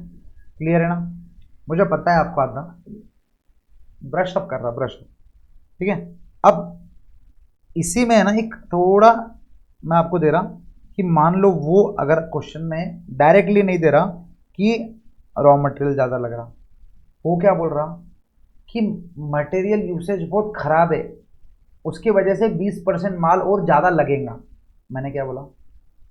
क्वेश्चन आपको डायरेक्टली नहीं बोलेगा कि 1 kg को 60 रुपीज़ लग रहे हैं, तो आप मुझे नया रेट बताओ क्या लगने वाला है। नया रेट के लिए वो डाटा क्या देंगे, डायरेक्टली 1.2 दे देंगे, तो फिर तो बहुत ही बढ़िया, क्रॉस मल्टीप्लाई करके आ जाएगा। लेकिन वो 1.2 डायरेक्टली नहीं देते, वो क्या बोलेंगे कि sir due to the wrong usage of material या inefficient usage of material, the material consumed is 20% more than it use to be in the previous year. तो 20% मोर यूसेज होने वाला है। तो आपको समझना पड़ेगा, क्योंकि ये लोग मटेरियल अच्छे से यूज नहीं कर रहे, अब 1 kg नहीं लगेगा, 1.2 kg लगेगा, तो बीइंग द सेम रेट क्या रेट आ जाएगा, समझ रहे? आपको ये 1 लग रहा है इसलिए बहुत इजी लग रहा। क्वेश्चंस कैसे रहेंगे? 50 kg के लिए अभी तक 3.5 लाख रुपए लग रहे थे, अब खराब यूज करने की वजह से दोनों आ सकते हैं। Due to the efficient use of material अब 5% माल कम लगेगा। अब जब 5% माल कम लगेगा तो अपन क्या बोलेंगे, 50 माइनस 5%, तो दैट इज 47.5 kg लगेगा अब माल। आप समझ रहे ना? 50 इंटू 95% कर लो, या आप समझ रहे, वो मल्टीप्लाई में है ना ये सब गड़बड़ रहता। अगर 17% माइनस करना है तो अपने दिमाग में पहले 100 माइनस 17 करना पड़ेगा। अगर वो 83 का 87 कर दिए तो गया। उससे अच्छा लॉजिकल क्या है, 100 माइनस 13% या 17%, जो भी है। तो आप समझ रहे, वो ये बताएगा, एक तो डायरेक्टली बताएगा कि 1.2, या तो वो एफिशिएंट नॉन एफिशिएंट बताएगा कि भाई एफिशिएंट यूज करने की वजह से अब अपना जो मटेरियल है वो 5% कम लग रहा। जब 5% कम लग रहा तो अपना रॉ मटेरियल कितना लगेगा अभी, बताओ बताओ बताओ बताओ। 50 लगेगा क्या? नहीं सर, 47.5 लगेगा। तो इसका टोटल कितना रहेगा? अब इसको क्रॉस मल्टीप्लाई करना पड़ेगा, 47.5 इंटू दिस डिवाइडेड बाई 50। बोलो दोस्तों, क्लियर है? एक तो ये वाला आप डिसाइड कर लो, ये वाला ये वाला। और दूसरे बात, हर एक क्वेश्चन जो रहेगा ना वो लॉजिकल, और मतलब आपको क्वेश्चन पे ध्यान देना पड़ेगा। बस आप अगर ध्यान देते हुए चले तो फिर कोई दिक्कत की बात नहीं, अपन मज़ा आ जाएगा, मतलब पढ़ते पढ़ते तो एकदम मौत डाल देंगे अपन। ठीक है, अब सर कॉस्ट के बारे में और कुछ कुछ चीज़ें मेरे को आपको बतानी है, दैट इज तो अपन इधर आ जाते हैं। और एक बेसिक डिस्क्लेमर, प्रेजेंटेशन है ना, कभी कभी आईसीए के जो आंसर्स रहते हैं ना, अपने को पता है कि गलत रहते हैं, लेकिन आंसर लाने मतलब मार्क्स लाने के लिए अपने को वही फॉलो करना पड़ता। तो अपन उसकी एक है ना एम्बिग्यूस क्वेश्चन की एक लिस्ट बना लेंगे, दैट इज कि भाई अपने को मालूम है कि ये 100% गलत है, लेकिन इंस्टीट्यूट इस पर ही मार्क्स देंगे अपने को। पिछले 4 टाइम से या बुक में है, बुक में यही क्वेश्चन है, यही सोल्यूशन है, तो इंस्टीट्यूट अपने को वही इस पर मार्क्स देंगे, क्योंकि इंस्टीट्यूट का कुछ अजम्पशन अलग है। हाँ, मान लो इंस्टीट्यूट 2 इंटू 3 5 लिख रही है, तो अपन ये याद नहीं करेंगे कि 2 इंटू 3 5 है, अपन अजम्पशंस को याद करेंगे कि भाई नॉर्मली तो ये अजम्पशन रहने को ना, लेकिन इंस्टीट्यूट ने ये अजम्पशन से सॉल्व किया, तो अपन अजम्पशंस याद करेंगे। अगर भाई इतना स्टेट अवे गलत है तो अपन उसको अपने सही करेंगे। तो एम्बिग्यूस क्वेश्चन की एक लिस्ट बना लेंगे। सेकंड, सॉल्व करने के जो मेथड्स है, अब जब अपन कॉस्टिंग सॉल्व करोगे ना तो आपको बहुत सारे ऐसे दिखेंगे कि अपन है ना टेबल्स बना रहे हैं। This will be our common format in each of the upcoming lectures, कि मतलब टेबल बना रहे, ये कर रहे, वो कर रहे। अब this all comes under working note. तो आप एक चीज समझना, उसको चाहिए कि what is the bonus given to so and so person. Example question, what is the bonus given to so and so person, तो वो ऑब्वियसली ये देखेगा, इसके मार्क्स रहेंगे, प्लस 1 या 2 मार्क रहेगा इसका। तो अपन जो क्लास में कर रहे, जो इंस्टीट्यूट के मटेरियल में कराया, तो इसके और इसमें अगर कुछ डिफरेंस आया तो इसका मतलब ये नहीं कि अपने मार्क्स पूरे कट जाएंगे। ठीक है, आधा या 1 मार्क कट सकता, लेकिन this will be our convenient जो अपन कर रहे। 100% अपन इंस्टीट्यूट पे जैसे ही करेंगे, 100 बोल रहा 90%। लेकिन कई कई इंस्टीट्यूट के सोल्यूशन है ना थोड़े ट्रिकी रहते हैं, तो वो मैं डायरेक्ट का डायरेक्ट आपको नहीं पढ़ा सकता, वो कुछ कहीं ना कहीं मैं मेथड आपको ट्विक करूंगा, आंसर वही रहेगा और मेरा भी मेथड सही रहेगा। क्योंकि आपको मालूम है, बीइंग अ प्रैक्टिकल सब्जेक्ट, ए से बी लाने का मतलब x, find the value of x, तो एक्स लाने की एक नहीं 1000 मेथड है। तो इंस्टीट्यूट ने अगर कोई जगह हार्ड मेथड से सॉल्व कराया तो मैं वो टाइम पे आपको इजी मेथड से सॉल्व कराऊंगा। तो आप टेंशन लेना नहीं, पूरे के पूरे मार्क्स मिलेंगे, क्योंकि मेन मार्क्स तो इसके रहेंगे what is the bonus given to that person. ठीक है, आपको ये चीज़ बोलनी थी। ठीक है ठीक है ठीक है ठीक है ठीक है ठीक है। और हाँ, ये एक करा देते हैं, इसमें भी बच्चों को कंफ्यूज रहता कि profit on cost and profit on sale. Profit on cost comma sales, मतलब सर अगर क्वेश्चन में दिया कि सेल्स पे 25% कमा रहे हैं तो कॉस्ट पे कितना कमा रहे हैं, ये सर हाँ सर ये तो हमको हमेशा से कंफ्यूज होता। ये बता दो तो आपको लॉजिकली क्या करना बताएगा। अगर क्वेश्चन में आया, क्वेश्चन नंबर 1, क्वेश्चन में आया कि he is earning 25% on cost, 25% on cost, तो आपको जिस परसेंट पे दिया है ना, मतलब मान लो कॉस्ट पे दिया है तो कॉस्ट को 100 मानना है, कॉस्ट को अपन 100 मान लेंगे। अब लॉजिकली क्या रहेगा, कॉस्ट माइनस ये क्या है 25% ऑन कॉस्ट क्या है, ऑब्वियसली दिस इज प्रॉफिट। हाँ ये मत बोलना। तो profit on cost profit on sales, 25% on cost मतलब 25% कॉस्ट पे कमा रहा, तो कॉस्ट अगर 100 है जिसके ऊपर भी दिया है ना उसको 100 मानना, तो फिर obviously cost plus profit is equals to sales. ये तो अपना पेटेंट स्टेटमेंट है ना, इसको तो आप नहीं भूलोगे ना कभी। सेल्स, तो उसने बोला 25% ऑन कॉस्ट, अब कॉस्ट को अपन ने 100 मान लिया तो प्रॉफिट क्या रहेगा 100 इंटू 25%, दैट इज 25। तो सेल्स ऑटोमेटिकली क्या आएगा बताओ, सेल्स ऑटोमेटिकली सर 120। अब 125। अब एक चीज समझो, 25% ऑन कॉस्ट कैसा आया था, that is profit 25% on cost कैसे आया था, सेल्स कैसे आएगा। सर कॉस्ट आया था प्रॉफिट, सर कॉस्ट आया था प्रॉफिट अपॉन कॉस्ट, सेल्स आया, सेल्स क्या आएगा प्रॉफिट अपॉन सेल्स, या उसको एक बार का रहने दो, कॉस्ट कॉस्ट का निकालते खाली, हैंडराइटिंग, प्रॉफिट अपॉन कॉस्ट। 25% कैसे आया अपन, मैं आपको बता रहा, प्रॉफिट अपॉन कॉस्ट, प्रॉफिट कितना है 25 अपॉन कॉस्ट इज 100। तो आप कैलकुलेटर पे 25 डिवाइडेड बाई 100, परसेंट मत करना, परसेंट दबाना मत बोलना, 25 डिवाइडेड बाई 100%, तो आया आपको 25%। सेल्स में अगर क्वेश्चन में देखो ये कब कमा था, क्वेश्चन में दिया है कि 25% ऑन कॉस्ट प्रॉफिट कमा रहे हैं, लेकिन कॉस्ट का कुछ डिटेल नहीं देते हुए सेल्स का डिटेल दिया है, तो सेल्स पे अपने को जितना 25% ऑन कॉस्ट है तो क्या सेल्स पे भी 25% रहेगा। हाँ अरे नहीं भाई ऐसा नहीं रहता, उल्ट अलग रहता, थोड़ा अलग क्या रहता, देखो कॉस्ट पे अपन 25 कमा रहे 25%, अब सेल्स पे देखो कितना कमाएंगे, सेल्स कितना है सर 125, तो प्रॉफिट सेल्स पे क्या रहेगा हमेशा ध्यान रखो, जैसे cost is equals to cost percentage is profit upon cost, तो sales is profit upon sales, this is nothing but 25 upon 125 which is equals to, उठाओ क्या से 25 डिवाइडेड बाई 125%, सर ये तो 20 आ रहा।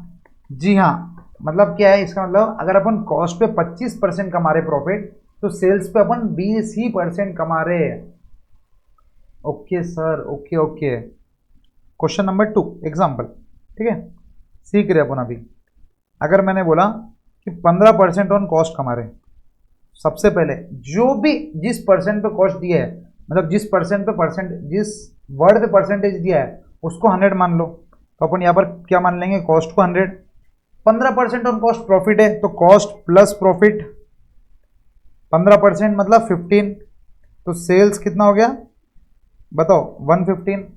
अब कॉस्ट का परसेंटेज कैसे निकालेंगे, profit upon cost, that is 15 upon 100 is 15%। Sales का परसेंटेज कैसे निकालेंगे, प्रॉफिट अपॉन सेल्स। लॉजिकल दोस्तों, तो प्रॉफिट कितना है सर 100, सॉरी प्रॉफिट तो 15 ही है, सेल्स कितना है 115, उठाओ 15 डिवाइड बाई 115%, क्योंकि अपन को परसेंटेज निकालना है। तो सर उसका आंसर आ गया 13.043%। समझ रहा सर? एक लास्ट, अगर क्वेश्चन नंबर 3 दिया है कि 20% ऑन सेल्स, तो देखो अब भी अपन ने क्या देखा, 20% ऑन सेल्स है तो 25% ऑन कॉस्ट रहेगा। अपन लॉजिकल लगा लेते, सही आने को ना अपना।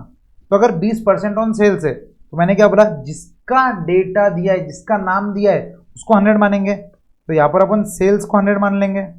हाँ, अब देखो सेल्स कैसे आता है सर, प्रॉफिट ऐड करने के बाद कॉस्ट में। तो कॉस्ट कैसे आएगा, सेल्स में से प्रॉफिट लेस करने के बाद। तो यहां पर अपन क्या करेंगे, प्रॉफिट को लेस करेंगे। 20% ऑन सेल्स मतलब 20% ऑफ 100 दैट इज 20। तो क्या आएगा दोस्तों, कॉस्ट। कॉस्ट कितना आ गया 80। अब अपना दिमाग, कॉस्ट परसेंटेज कैसा लगेगा बताओ, profit upon cost. Sir profit कितना है 20, कॉस्ट कितना है 80। उठाओ कैलसी, 20 डिवाइडेड बाई 80 परसेंटेज आया 25%। 20 डिवाइडेड बाई 80, क्योंकि अपन परसेंटेज में निकाल रहे हैं तो 20 डिवाइडेड बाई 80 परसेंटेज। और सर अगर प्रॉफिट निकालना है, प्रॉफिट परसेंटेज, तो निकाल लेंगे, क्या है भाई, मतलब सॉरी सेल्स निकालना है, सेल्स परसेंटेज निकालना है। वो तो दिया ही था क्वेश्चन में, फिर भी निकाल लो। प्रॉफिट अपॉन सेल्स, प्रॉफिट कितना है सर 20 डिवाइडेड बाई सेल्स कितना है 100। उठाओ कैलसी, 20 divided by 100 percentage is 20%। Clear, logical. जिस पे परसेंटेज दिया है उसको 100 मानना। और अगर देखो कॉस्ट पे दिया है तो कॉस्ट प्लस प्रॉफिट सेल्स, और अगर सेल्स भी दिया है तो सेल्स माइनस प्रॉफिट कॉस्ट, एकदम लॉजिकल। एंड इसी के साथ ये भी कंप्लीट।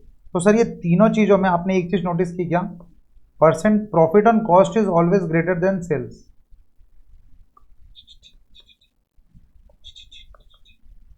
ठीक है, तो आप ये कैसा कुछ बना सकते हैं कि भाई percentage on cost is always greater than percentage on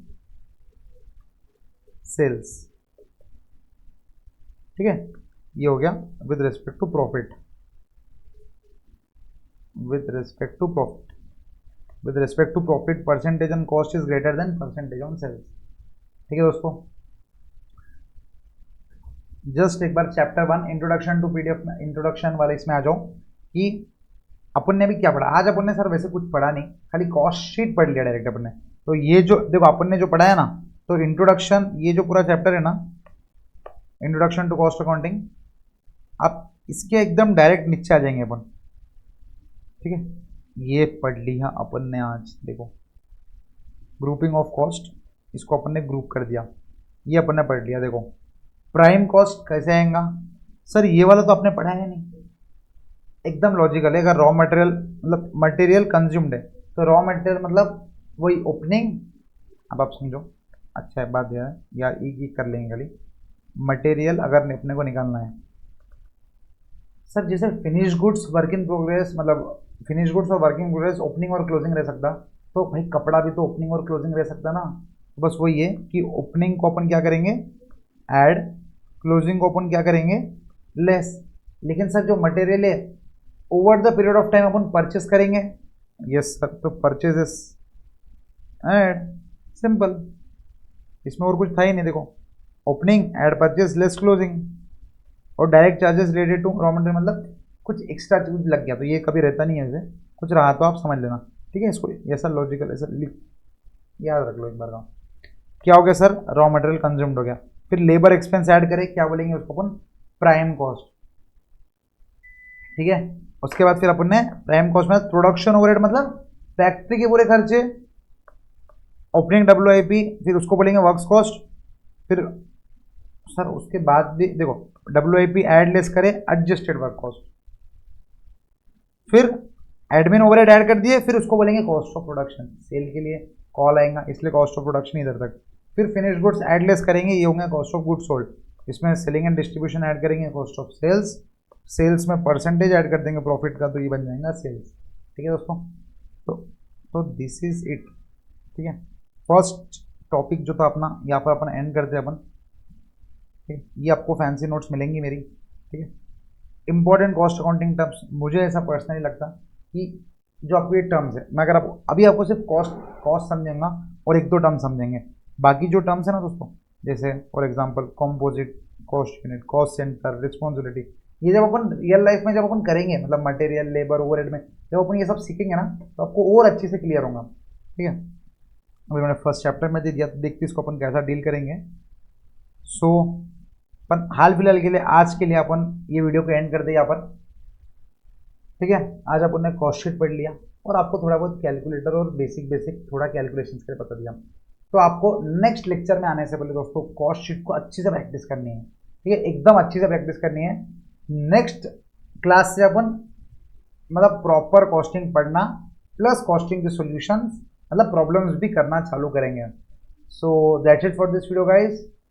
हमारे सीएमए इंटर के बाकी के लेक्चर्स भी डेमो अभी चालू हो रहे हैं एकत्वम फॉर सीएमए चैनल पे और विजय सर के चैनल पे कम्युनिटी पोस्ट पे भी आपको दिखेंगे। तो आपको पेपर 5 लॉ सतीश सर पढ़ा रहे हैं, अकाउंट्स स्नेहा मैम पढ़ा रहे हैं, डीटी विजय सर है ही, और आईटीटी के लिए करण सर भी है।